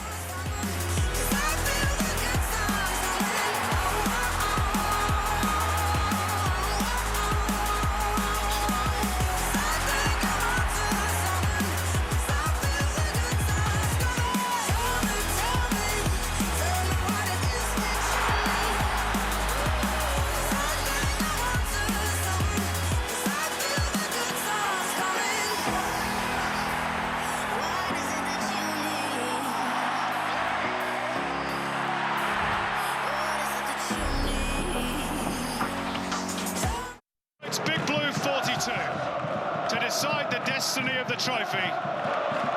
It's Bessar Berisha, little step over Berisha. Oh, what a goal! That is superb! Bessar Berisha, who simply lives for these occasions. Ninkovic, who's angry with Carl Valeri. Oh, it's all kicking off here, got to be careful. Can they find the angle? Victory desperate. David Carney! It's in now! It's in off Ryan Grant, all square in the grand final. Incredible drama. Cross for Troisi, and it thumps off the upright. And victory with that close, potentially to stealing the grand final. Oh, Danny Vukovic. Big save for Sydney FC. Ninkovic scores. Dreams have come true in Sky Blue. Sydney FC are the champions of Australia. Welcome back to Allianz Stadium live on Fox Sports, continuing the celebrations for Sydney FC just moments ago in front of their beloved Cove. The entire squad, the entire club, it seems, is down there in front of their vociferous supporters who are going to party long into the night, you would dare say. Fantastic scenes right there. We'll go down pitch side now, and part of our coverage tonight was our guys down there, of course. John Cosmina and Robbie Slater are there. Timmy Cahill's already gone to the bar to reserve all the spots for us. He was there for us pre-game, but Guys, what did you make of what we've just seen? Who's going first, Robbie, you or me? No, look, I thought that victory came with a game plan, and to be honest, Cosy, it worked for long periods in that game, particularly the first half. And then it was just a fight. It was a battle. Okay, for the purists, it wasn't great football in key moments, but wow, what a battle. And all the players can be very, very proud of themselves. And look, I guess if you look at it, penalty shootout is always cruel. Graham Arnold's been on the back of a losing side, of course, with the Mariners against Brisbane. But if you look at it from a point of view of the season, it was maybe the right result, considering Sydney, had broken those records, won the league by 17 points from victory. So maybe it was just their time, but certainly a ding-dong battle it was. Look, I actually think from a football perspective, the outcome was the right one. Sydney, for me, played the better football. As much as Melbourne really unsettled them, they really rattled them in the first half, I think. You look at the second half, the first 20 minutes of the second half, Sydney really started to impose himself on the game. And Melbourne was sitting there with defending deep. Sydney just couldn't break them down, though. And look, I'll be honest, I think Sydney had a couple of players that were off their game badly tonight. And when you look at, you carried pretty much 3 players and 3 key players to still stay alive in that game and get an outcome like this, come out with it. It was a fantastic effort. And for me, I think it was a fair result. Although, having said that, Graham Arnold said during the interview before the break that they could have scored a second in the first half. I wondered how confident he felt after James Chiwisi hit the post. Adam. Absolutely. Now, just before we get back to you guys, I've got to pick up on what Tim Cahill delivered pre-game. The guy, flat out, is a genius. He's a genius, yep. I'm going to go for a draw, and I think it's going to go to penalties. I think Sydney are going to take it, and it's going to be Vukovic man of the match for me. He's incredible. Seriously, the guy's incredible. The only thing missing from that, Robbie and Cos, was the fact that it happened a few years ago, and I think Robbie Slater said the same at Suncorp Stadium. And one Mark Bosnich said he was going to shave his head. Unfortunately, he didn't go thankfully for everyone, he went the other way and put on a wig. I was thinking about that today, but I was very disappointed in myself that I didn't go through with that. So I want to apologise to you here on air. I didn't go through with it. It's not too late, Bozza. It's not too late. No, well, Bozza, look, I accept Sometimes that it is, John. I think Sometimes it is. I think if you look at Timmy, I swear, second row up there, if Timmy jumped off there, he'd go up the way. He doesn't. Well, he's just floating through there now. He just floated down onto the steps. The guy's an absolute genius. But it's been a pleasure down here. It's still a great atmosphere. They're doing the lap of honour, and just a pleasure to be part of this 12th season grand final. Fantastic. Hey, Cozzy, what would you say if you're Kevin Muscat walking into that Melbourne victory room right now? Look, I had a quick chat. Muskie had a smile on his face as he walked off the pitch just then. And proud of him. And fair enough, he is. He's proud of his boys. And he said when I interviewed him about the belief that he has in the players and how much belief the players have in themselves. You get done on the penalty shootout, Robbie's right. It is a bit of a lottery and you can be a little bit stiff, and they were tonight. It's, they did come with a game plan. They almost pulled it off, and they got to be proud of the season that they've actually put in 2016, 2017. Yep. Gents, we'll leave it. Robbie Slater, John Cosmeni, you can go and join Tim as he's celebrating his wonderful tip pre-game. We'll see you after that, and thanks for your part. I'm going to go and jump off that and see if I go up the way. Got a fair idea what might happen. See you later, boys. Why don't you get your pom-poms out? I can cushion the fall. We're getting off now. Bye. As you might have seen there, Tara Rushton is waiting for Jordy Boyce, and he's ready right now with Tara. Tara. Thanks a lot. Had to drag you away from these fantastic fans, but what an amazing feeling this is. Yeah, this is crazy and amazing, and we like parties, we like trophies, so yeah, this is very good. Surely this is what you live for as a footballer, these moments. Yeah, these moments you do for, and yeah, I think we are very happy. You had the glasses on before, you were doing a little bit of a celebratory dance. These fans love you, Jordy. You've been here for just over 3 months. They don't want to see you go anywhere. No, that's true, and I think I love them too, because they are positive and they're coming with everybody, and this is an amazing crowd, and yeah, it's fantastic. It's fantastic. So tell me, do you think we'll see you next season? There's a very, very big chance that I stay here next season. Well, enjoy the win. I'll let you go and celebrate with your sunnies back on with these fans that love you. Thanks, Jordy. Thank you. Thank you. How things turn around quickly in football. He was sitting there in Romania not getting paid in January. Next thing he knows, he's playing in a Big Blue on Australia Day. Not that he knew what a Big Blue was or an Australia Day was before that, but he gets down there and now... He knows what a rave is. Well, I thought he was Sydney's best player tonight. He was absolutely outstanding. And it wasn't easy for him to come in as well because Matt German before him, we shouldn't forget him, he was outstanding for the first half of the season before he left to go to South Korea.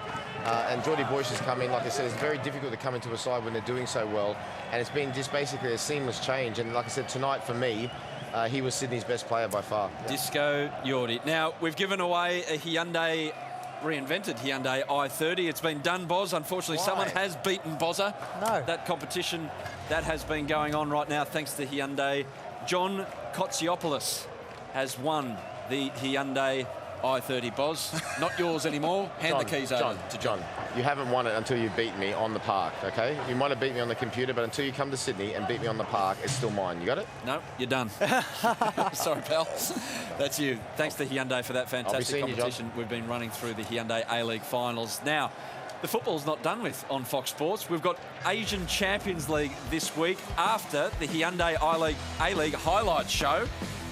And there's a fair few highlights out of this one. The grand final highlights, relive them tomorrow from 7:30 Eastern with Simon Hill, who did a terrific job with Andy Harper in the call tonight. And then it's all on the line for Adelaide United. Can they get out of the group? Big chance if they beat Jiangsu Suning at home.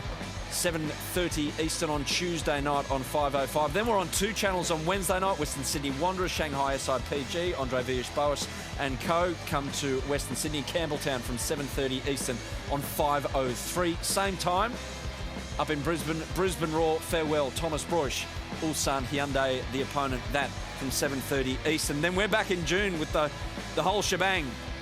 On Thursday, June 8th from 7 p.m. Eastern, a huge match for the Socceroos.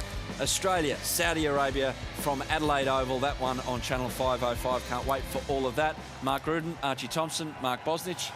Thank you, gents. Adam Peacock, thank you very much. You've been absolutely outstanding as usual, mate. Thank you. Good Boys, stuff. thank you. Well done. Thank you very much. A great battle today. And well done to everybody behind the scenes as well. Yeah, it's been another fantastic season. Murray Shaw, Jeff Bullock and all the rest of the producers. Everyone that does a lot of work behind the scenes. Another great season. Do you want a gig? Production. Do you want another gig there? I'm just saying. I think we shouldn't forget about those guys as well. There's a lot of people that put a lot of hard work in. Well, I was going to say it, but you said sorry, I thought you were saying goodbye to us all, that's all. I'm sorry, my apologies. You say goodbye as well. Are you two okay with each other? All okay.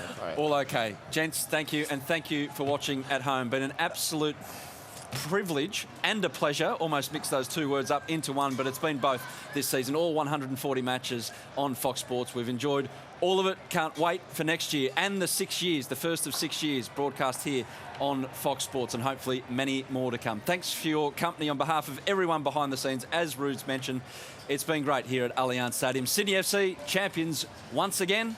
Good night.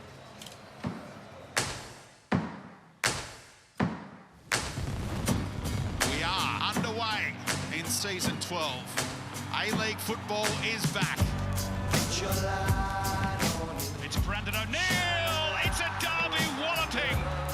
Oh my words. Timmy Cahill. They've won it. Marco Rojas with the final touch. It's Connor Payne. Oh, sensational. A first win in 281 days.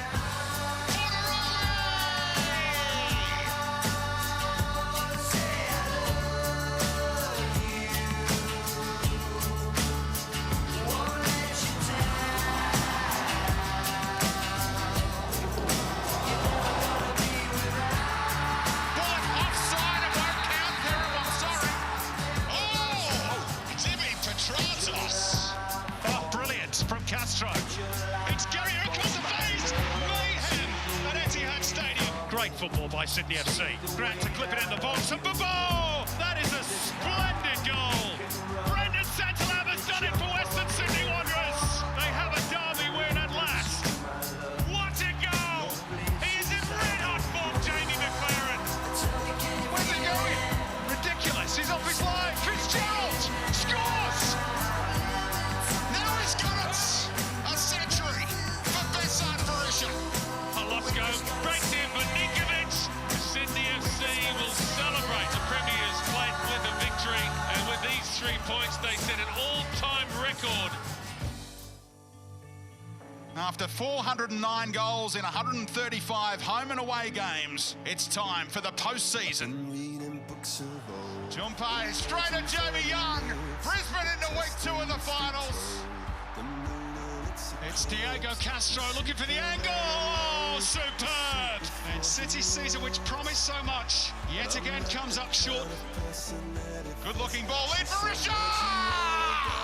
Melbourne victory into a 5th grand final thanks to Bessar Barisha. Brillante available. Can hit them from long range. We'll try one. What a goal! What a superb goal by Josh Brillante. The grand final will be in Sydney next Sunday for the first time in 11 years. It's a rivalry that's built and built over the 12 years of the A-League. And for the 3rd time, they go head-to-head for the trophy itself. Bessar Barisha, little step over Barisha. Oh, what a goal! David Carney! It's in off Ryan Grant. All square in the grand final. Ninkovic scores. Dreams have come true in sky blue. Sydney FC are the champions of Australia. This has been a production of Fox Sports.